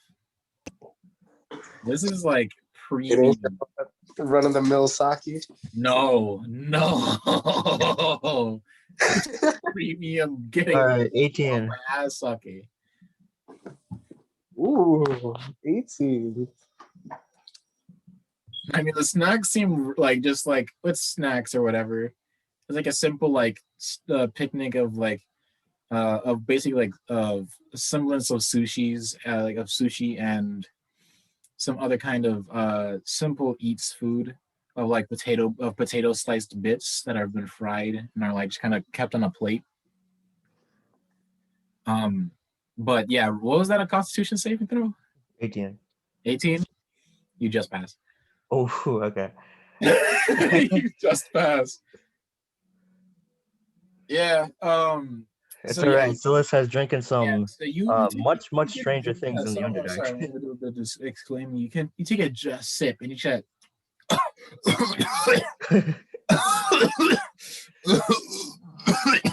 Like that is strong. It's so surprising that it's even like it's really strong. But you still power through a chug before you're just like, it tastes really fucking good. Like several sweet plum berries that are almost fresh. It tastes so sweet and nice, but it has this nice bitterness alongside it, which makes you want to take another drink. But you are also coughing up trying to swallow this. All right. No more drinks. It was just a taste. Yeah, so you just feel like you feel buzzed. You feel definitely buzzed. Jack, yeah, you saw that. Alex is enjoying it's more or less just kind of like enjoying a drunken partner where like almost like as he was like as if he was walking down down the street with those drunken sailors where they were just like do do do do do do along with him using his harmonica. No, these guys are just fucking I Hideyoshi is just kind of just like not even like treating him like treating him like as if there was like some he's because he's like very just a handsome guy, and Hideyoshi's pretty too, but she is just like if she could be laughing her ass off, she would. That's the way to go, honestly.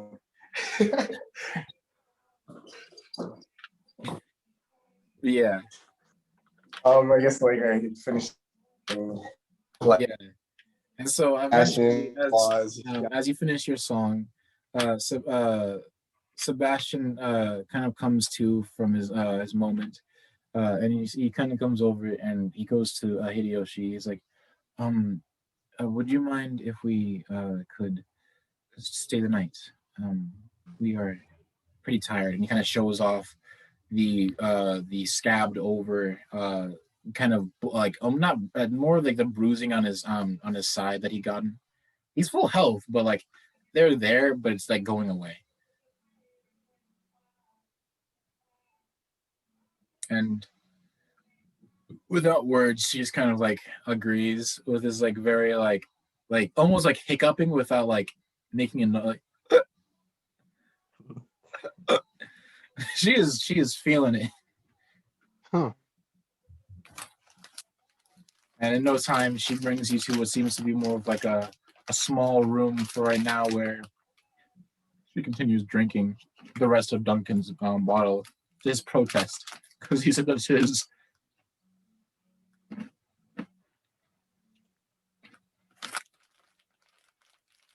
all right, I guess niggas get ready for Betty Bye.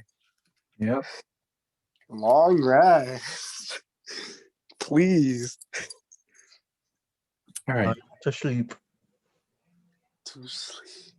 So, you all enjoy a fine evening of a drunk Hideyoshi.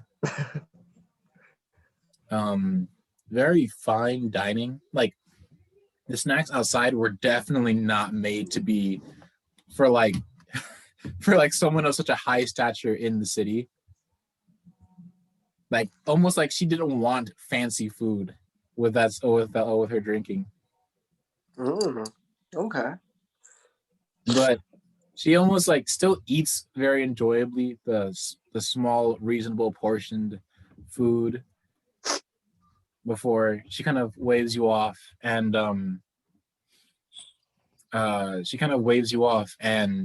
goes to her quarters as you are all guided to quarters just nearby.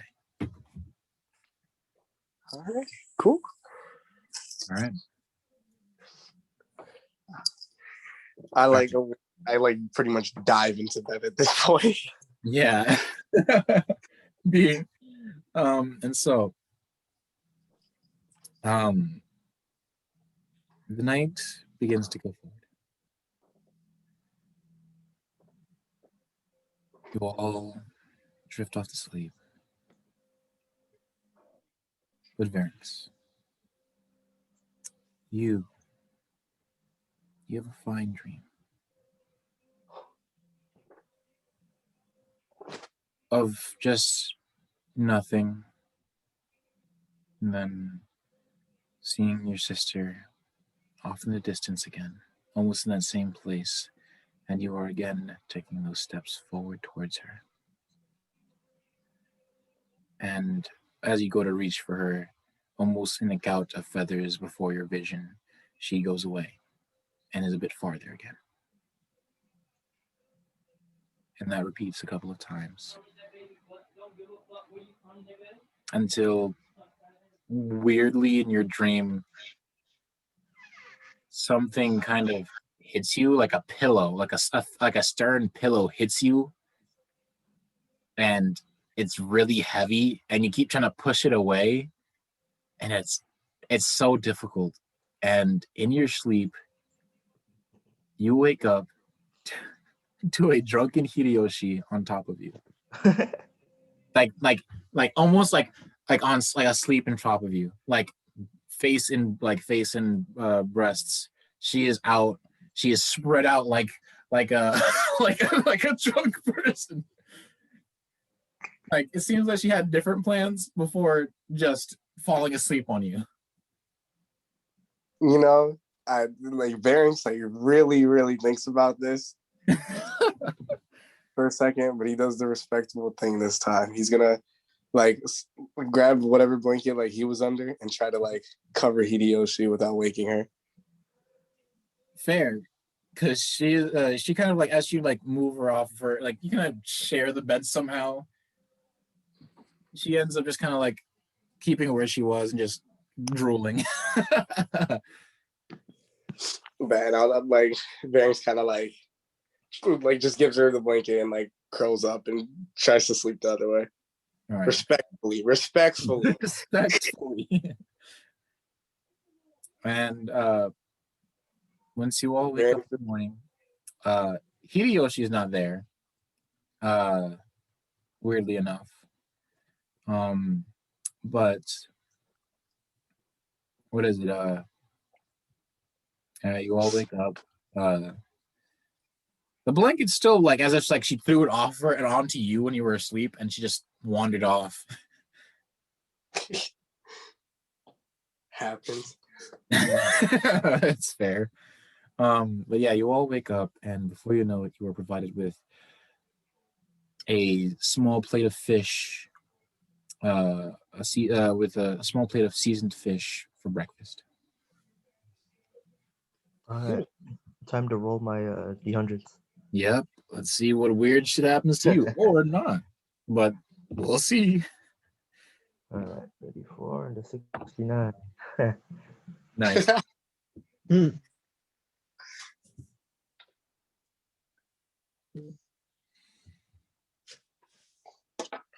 All right, and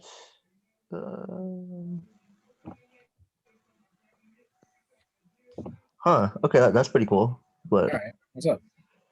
All right, so for the first one, it's you're only able to form one-word sentences in a guttural voice. Mm. And then the second one is your skin quivers and shifts while your appearance constantly changes. Every 30 seconds, a defining feature of appearance changes, such as hair color, facial features, or body proportions. All right. So Oh, in the shit. morning. So his hair is now blue for like some random ass reason. Yep. So after you all find yourselves in your handling your morning situations, such as brushing your teeth, washing your face, and you all still very tired, obviously, after all that happened yesterday. You all wake up. I mean, not wake up. You all finally actually wake up. You know, like when your plate of food is being served to you in this room. You all look up and see Silas's face changing. Not like in a bad way though. It's almost like it's almost like changing into like a strange art form, like a abstract art form occasionally. Not like making it ugly. It's almost like it's weird because like when you look at his face, it almost still looks like Silas.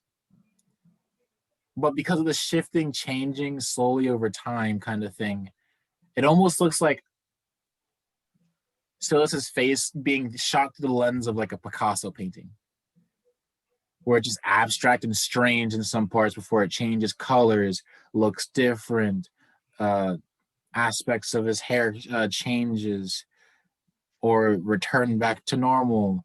But still, even though you're looking at him, you can almost still detect that it's Silas, and it's so weird to watch.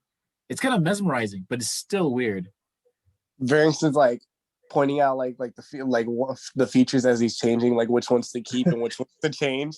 He's like, keep the blue hair, keep the blue hair. No, not that nose, not that nose, not that nose. Wait, different mouth. Different mouth. Jack just says, I don't think I have enough healing for that. Oh no. All right. So yes, you enjoy yourself a very fine breakfast of seasoned fish with a side of a strange sauce that is black and and salty. Black salty sauce. Woo! And that's what we got. Eat it up, eat it up, eat it up. Reese's Puffs, Reese's Puffs. You know, flavor. But yeah, I guess you guys want to head off towards that third village, correct? Yes, sir. All right. So, in no time at all, you say your goodbyes to Duncan. Well, actually, Duncan kind of like he kind of like sees you as like he's exiting the building as well, and he's like, I'll see you around. I gotta get back with the boys.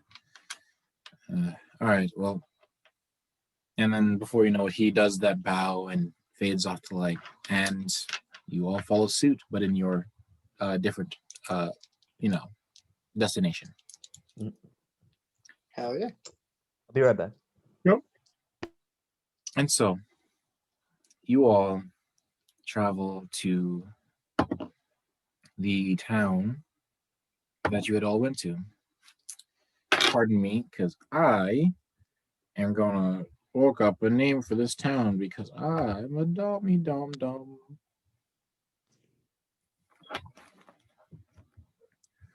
Peanut butter chocolate flavor. I barely remember my own name or my spells, so you're good.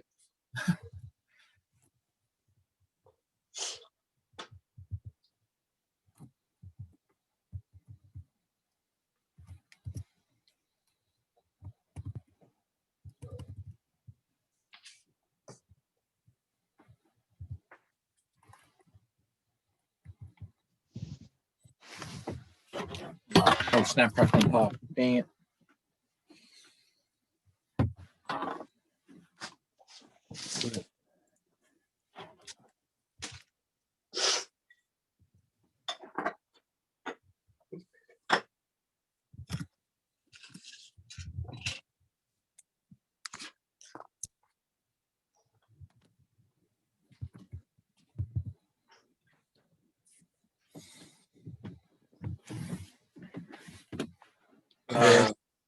So the name of this village is called 進歩の村 Shimpo no Mora.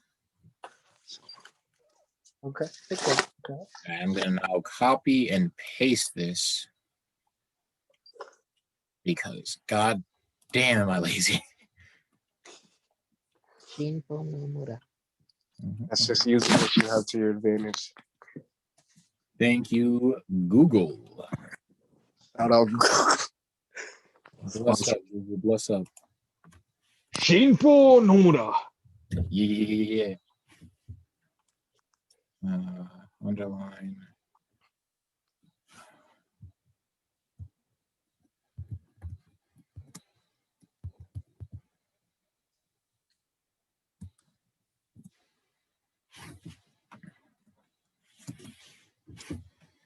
Control V. Let's fucking go.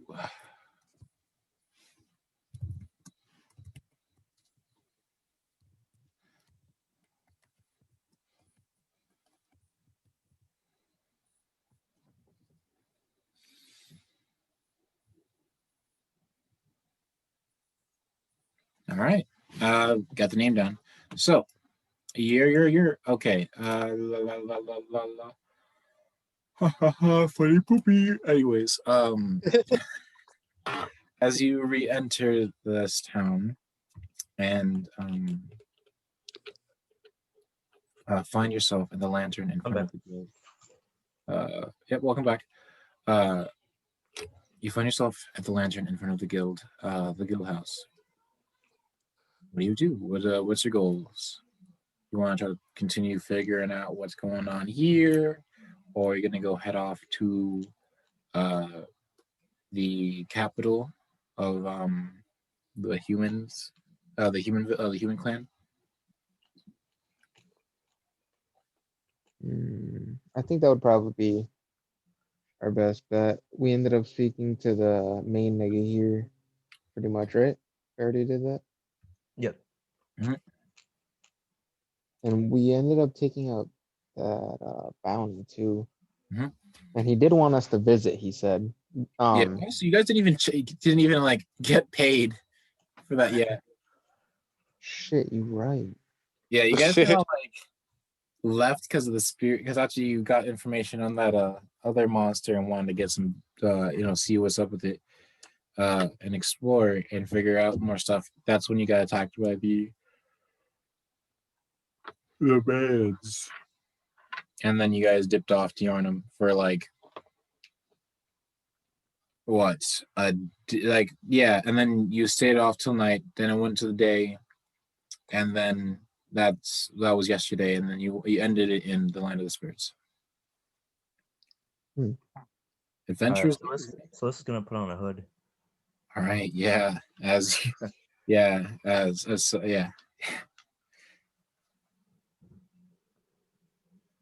All right. Everyone, we must be. Let me pull up the map. The map. I'm the map. I'm the map. I'm the map. I'm the We man. must be wary. Yes, sir. I gotcha. All right. So you guys are about here, and it's going to take you some time to get here. Is there like a small shop in this town? Yep. But depends on what you're looking for a shop. Rope and like food supplies. All right. I mean, you guys still. I mean, like, even though I haven't been like keeping track of it, you guys still have a good bit of food. Rations. Wait, no, I think it would be running out about now because I was like, what, 2-3 days to travel over there. You also had food when you were traveling from, going from, what's it called? The home of the saints to, Port Devon. Then from Port Devon, to the land of the ogres, which was like 2 or 3 days because you guys went on a magic boat.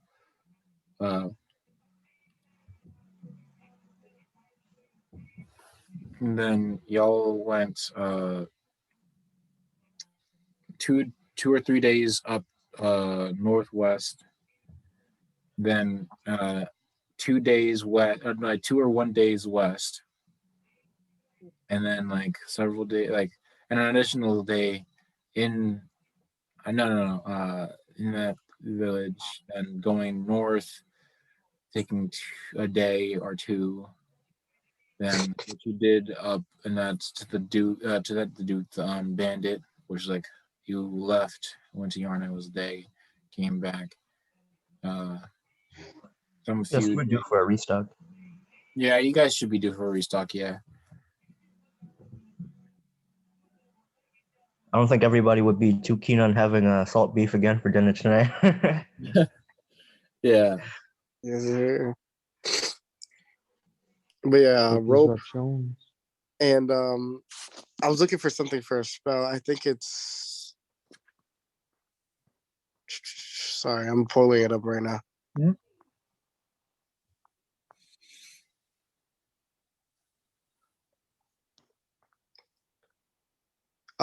Gum Arabic. Yeah, that's. Gum. Is it just like regular gum? Yeah, I feel like I don't know what spell. Hold on, I'll check your character. Give me a second. What spell? Oh fuck! I gotta pull it up again. Wait, you could just summon chewing gum? Oh, it's invisibility. Invisibility. Okay. It's an eyelash encasing gum Arabic, but I don't know if I have gum Arabic, so like I just want to make sure.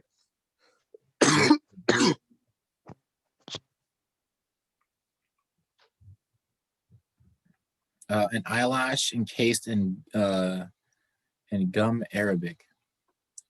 Well, let it be known that you do have your magic, your magical loots now, so you don't technically need you can use your loots as your things as cast as focus, I believe. Oh, bet. Okay, so then never mind. Just the rope then. Yeah, let me just double check right quick. Rope in a net. That's the other thing. Mhm.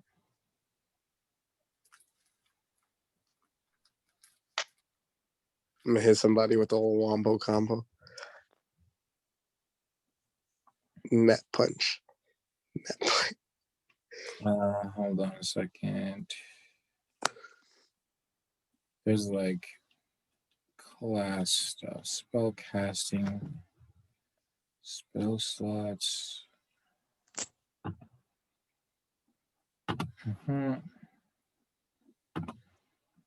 Charisma is a spellcasting modifier. It comes from your heart and your soul and performance of music or oration. You use your charisma whenever a spell refers to a spellcasting ability. In addition to your charisma modifier when setting the So yeah. So you use magical musical instruments as spellcasting focus for your bard spell. So you do not need what is it called? The materials needed for the You spell. don't need materials. You can just be like, you're a bitch. No, All right, bet, cool. No, just making sure. All right. Yep. Just be like, invisible. But yeah, I'm the invisible man. Just need spell slots. So yeah, that's solved. Anyways,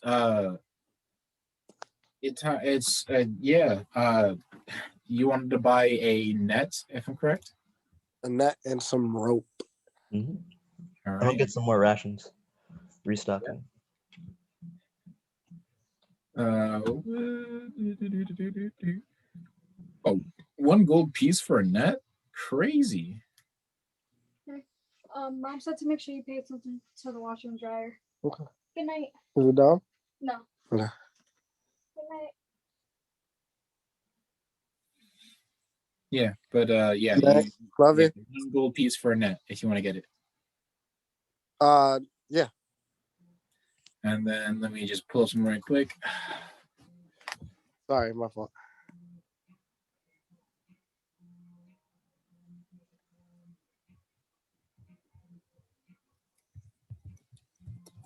Big net. 5e. What? 30 feet hemp and rope, which costs 1 gold piece. Bet I'm gonna grab like 4 of those. All right. You got 4 things. Do note that down. As well as the net. All right, so the net was 1 gold, and then And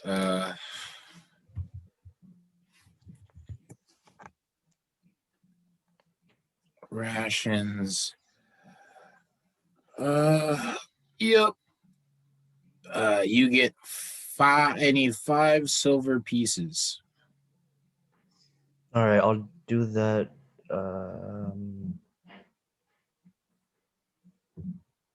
It's 5 silver per ration. Yeah, 1 day's for 1 day's ration. So All right. How much would like a week be? a week would be 7. 7 times 5 is 35. 35 silver pieces. Okay, I'll do that.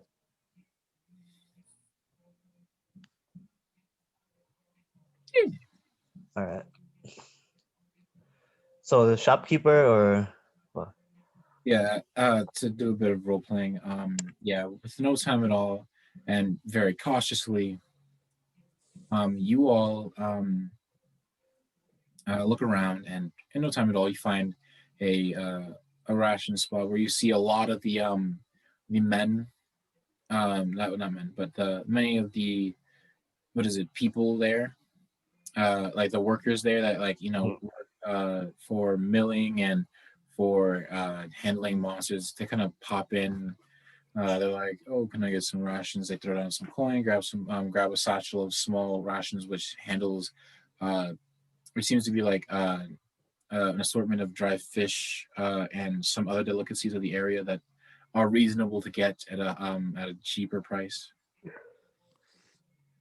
And you procure yourself 7 sets of these and go about your day. And I'm gonna throw those into my trench coat.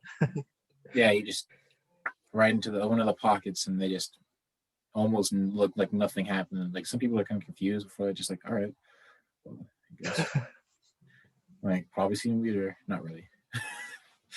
And so yes, you Varynx, you very easily go off into the guild hall, look around. So like the people there are like, oh, it's that guy that played really good music that one time. Nice. Like some people are like, hey, you want to play a bit more? And then you're just kind of like, no, I just need to get something. And then you come over to the front and you ask, hey, can I get some? Is there any? Can I get 4 sets of rope and a net? And he's like, well, if you're trying to tie down a tiger, then here you go.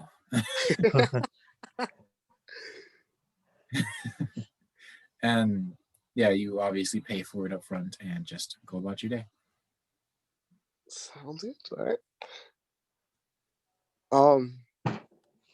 What is it? We still have that 65 gold. I don't know if like. Oh yeah, you still have that 65 gold, and you just burned what, like 5 gold on the net and the 4 ropes. Yeah. So 4 of you, math. 10. That's 15 each. I'll get 11, right? I'll get 11.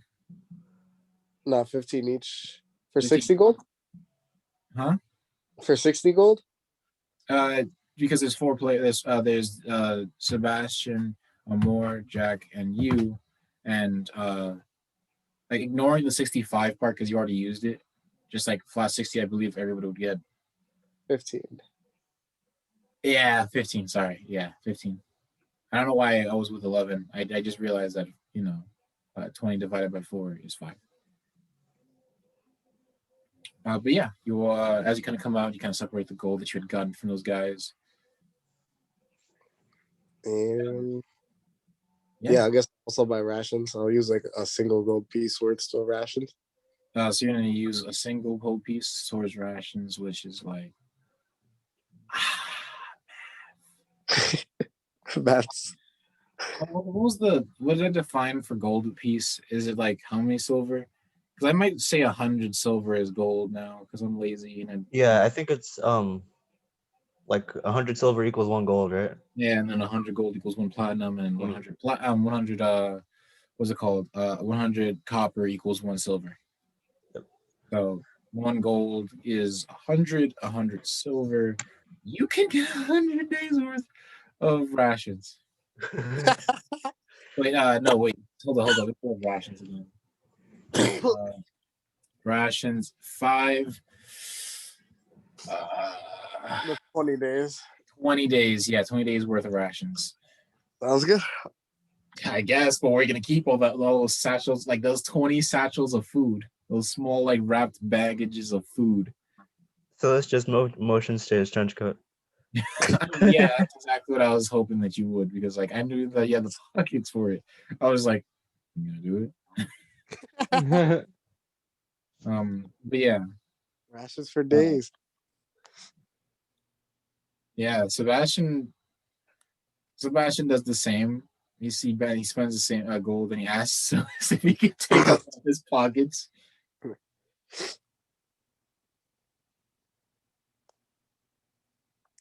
What'd you say? You asked me? Yeah. He's like, hey, can I put some of these in there? Sure thing. And I open it. Yep, and he just throws it in, and Varynx takes his as well and puts his there. And yeah, and so you all are ready for travel. Oh yeah. We're traveling. All right. We're off to see the wizard, the wonderful Wizard of Oz. because. All right. So yes. Which directions are you heading? Let me pull up the map for myself. It reset.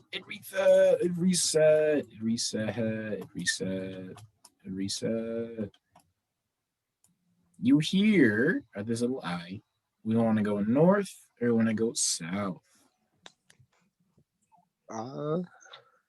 South.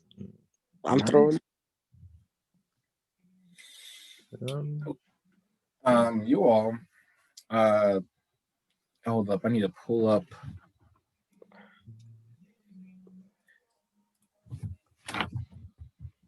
No, not here. Bad.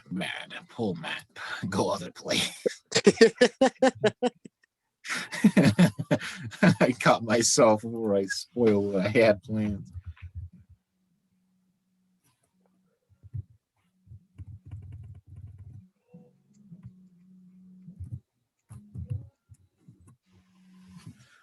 Let's go, internet. Woohoo! Big internet vibes. True. Big internet vibes. Oh, snap, crackle, and pop. Oh, fucking shit monkeys. Oh.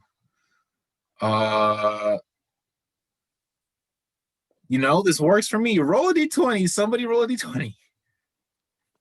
Who's calling it? Bada. Want me to roll? Mm-hmm. Alrighty. 7. 7. All right. So, the path you take is very close to the mountain, and in fact, it seems to be a very popular path up toward, which has been popularized in this direction, mainly for the trading posts that seem to be in between the land Ogla and the home in which the human clan resides. So this path is very prominent. And so, so this is gonna pay attention to like the ridges and stuff, because that's kind of good for ambushing. So I need to pull off an enemy that I have not pulled up before. So that's gonna be interesting. Oh. Now.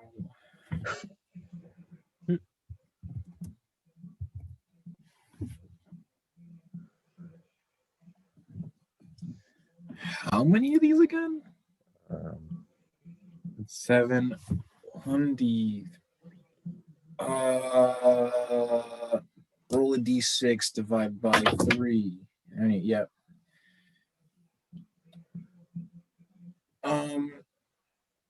Okay, so. Okay, what the fuck is this? Oh, please don't kill them. I don't know what to do. Oh, that's a high ass dex. That's not a high AC though. And it's not as a it's pretty crazy AC. All right. Okay, it didn't. All right.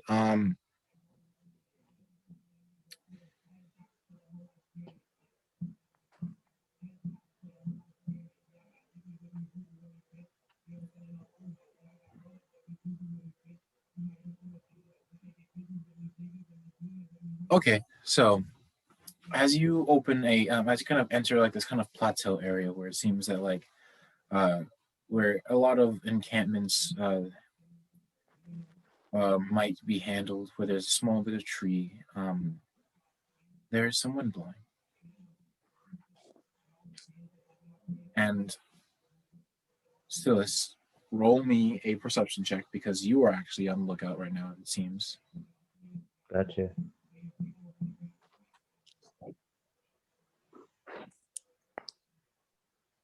$15. All right.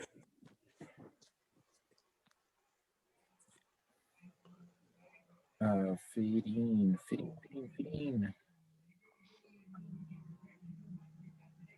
I don't know why my brain just stopped. Guess I should roll them stealth. It's 5.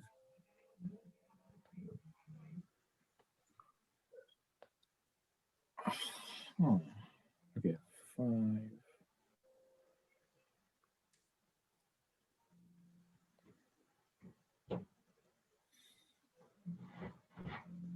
So that is a not very good hidden. So as you're looking downward, you see almost like two clouds not crazy high. But you see two clouds come from there at a reasonable pace. Oh, no, you see them speeding up, and like in the motion, you kind of tell everyone to like look out as these Like clouds. clouds? All right. Yeah, All right. clouds. And then they Everyone, get ready for a bad pop in the storm. air and almost gain the form of like an upper body of a human, What the? and like that wind almost is beginning to come from them. Oh fuck. Oh no. Yep. So you're not surprised, but yeah. All right, everyone. Prepare for a storm or something. I don't know what this is. Does the rest of the party see this? Yo, they are not like they did not roll very stealthy. They could have, but they did not.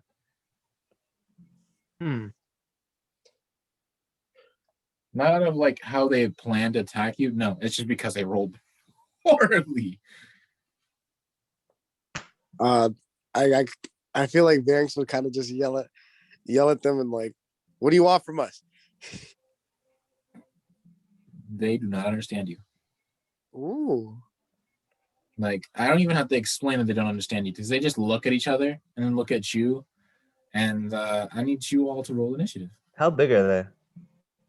They are large. Oh, okay. I just looked up as I was scrolling by. Large. Large. Big boy. man. All right, let me get rid of the Spellbreakers. Spellbreaker. Just as a secondary note, shout out Kanye for winning his 22nd Grammy. Yo, Kanye out here winning Grammys, rubbing lasagna. Yo, what the fuck is it with the rolls today, bro? Did you roll another nat 20? For initiative, yes. Okay, I guess I don't need to change you. All right, Varynx, what'd you get? 13. 13. That is definitely a bump up. What about Sebastian? 21. Nice. Sebastian said, movement. Silas, what did you get? 16. 16. Good stuff, boy. Okay. The boys just be doing. Mm-hmm. I need 2 of these thingies. I need AC, not AC, dex of 5. AC of what? How the hell are we going to fight clouds?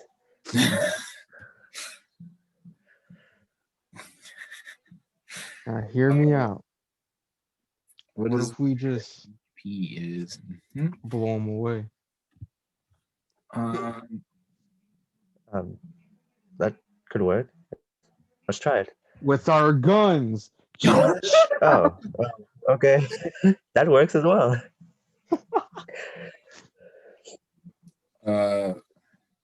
So let me just save. Oh no, we got a 21. One of them got a 21 as well. No. Oh no. Oh no. No. All right, let's get the map up. Let me get the map up together.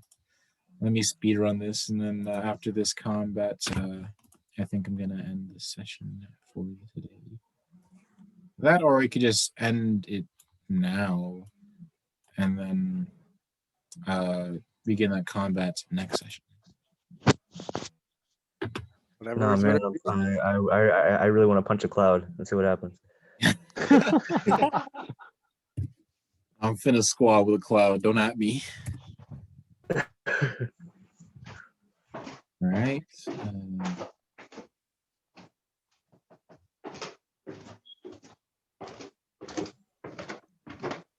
We're traveling about here. Yep. So this would be much closer to that edge. To the edge. Draw. Fuck it, I'm gonna just cube this. Cube it up. Cube it up. Oh snap! Crackle and pop. Control Z. Zoom out. The zoomies.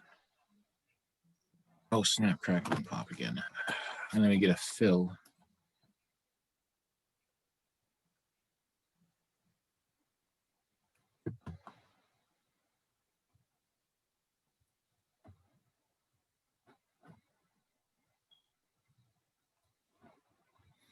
That is Cliff. Tis Cliff. Tis Cliff. Okay. Hold up. This is Sparta.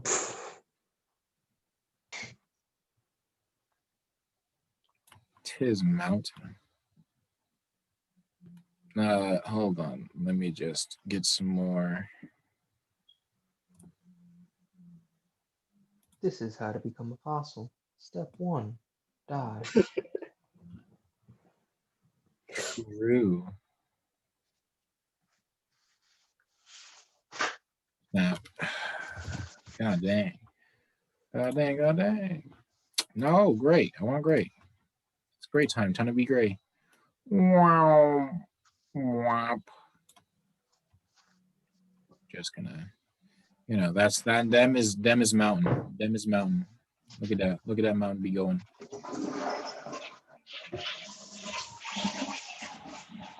Is a mountain. Yeah, let's go. I did it. Let's go, mountain.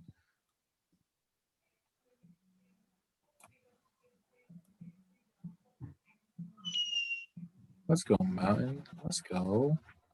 Swag. There we go. Here's mountain. Big mountain.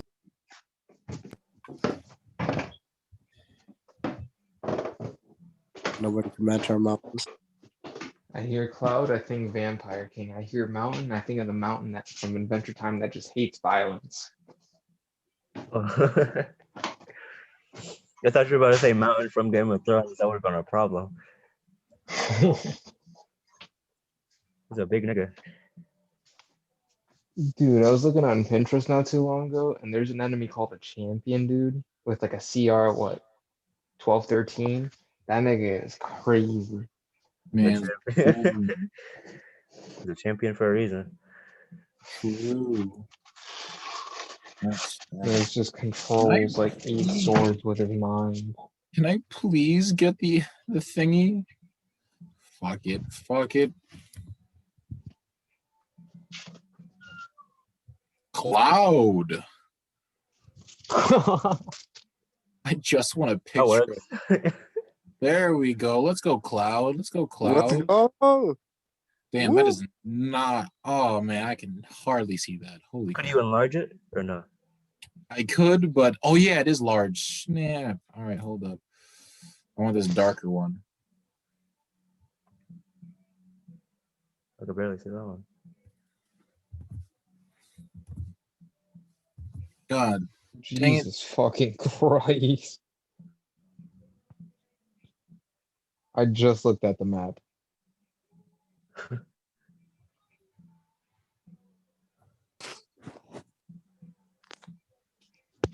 Duplicate.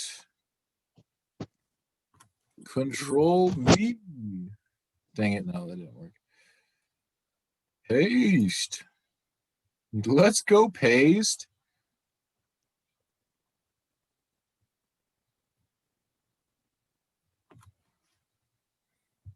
Whatever. Well, here we are. Actually, I think I'm gonna cut. I think we're gonna cut it here before we actually start squabbling with clouds. All right. Yeah, because I want to play some games and I also want to finish this writing thing I need to do. So, yeah. The old man yelling at clouds, but the party took it literally. All that for a drop of clout. But yeah, I guess we'll when we come back, we will have what is it? We'll have Jack with his 23 leading the start of the combat. And so yeah. See you later, future us. And other viewers. Yeah, like, comment, subscribe, and all that. It's always going to be so weird to say that unironically for such a long period of time doing this. But yeah, they know the drill. Just press the buttons. They do Press things. that button, ring that bell. Good day, good afternoon, and good night. Yeah. Oh yeah.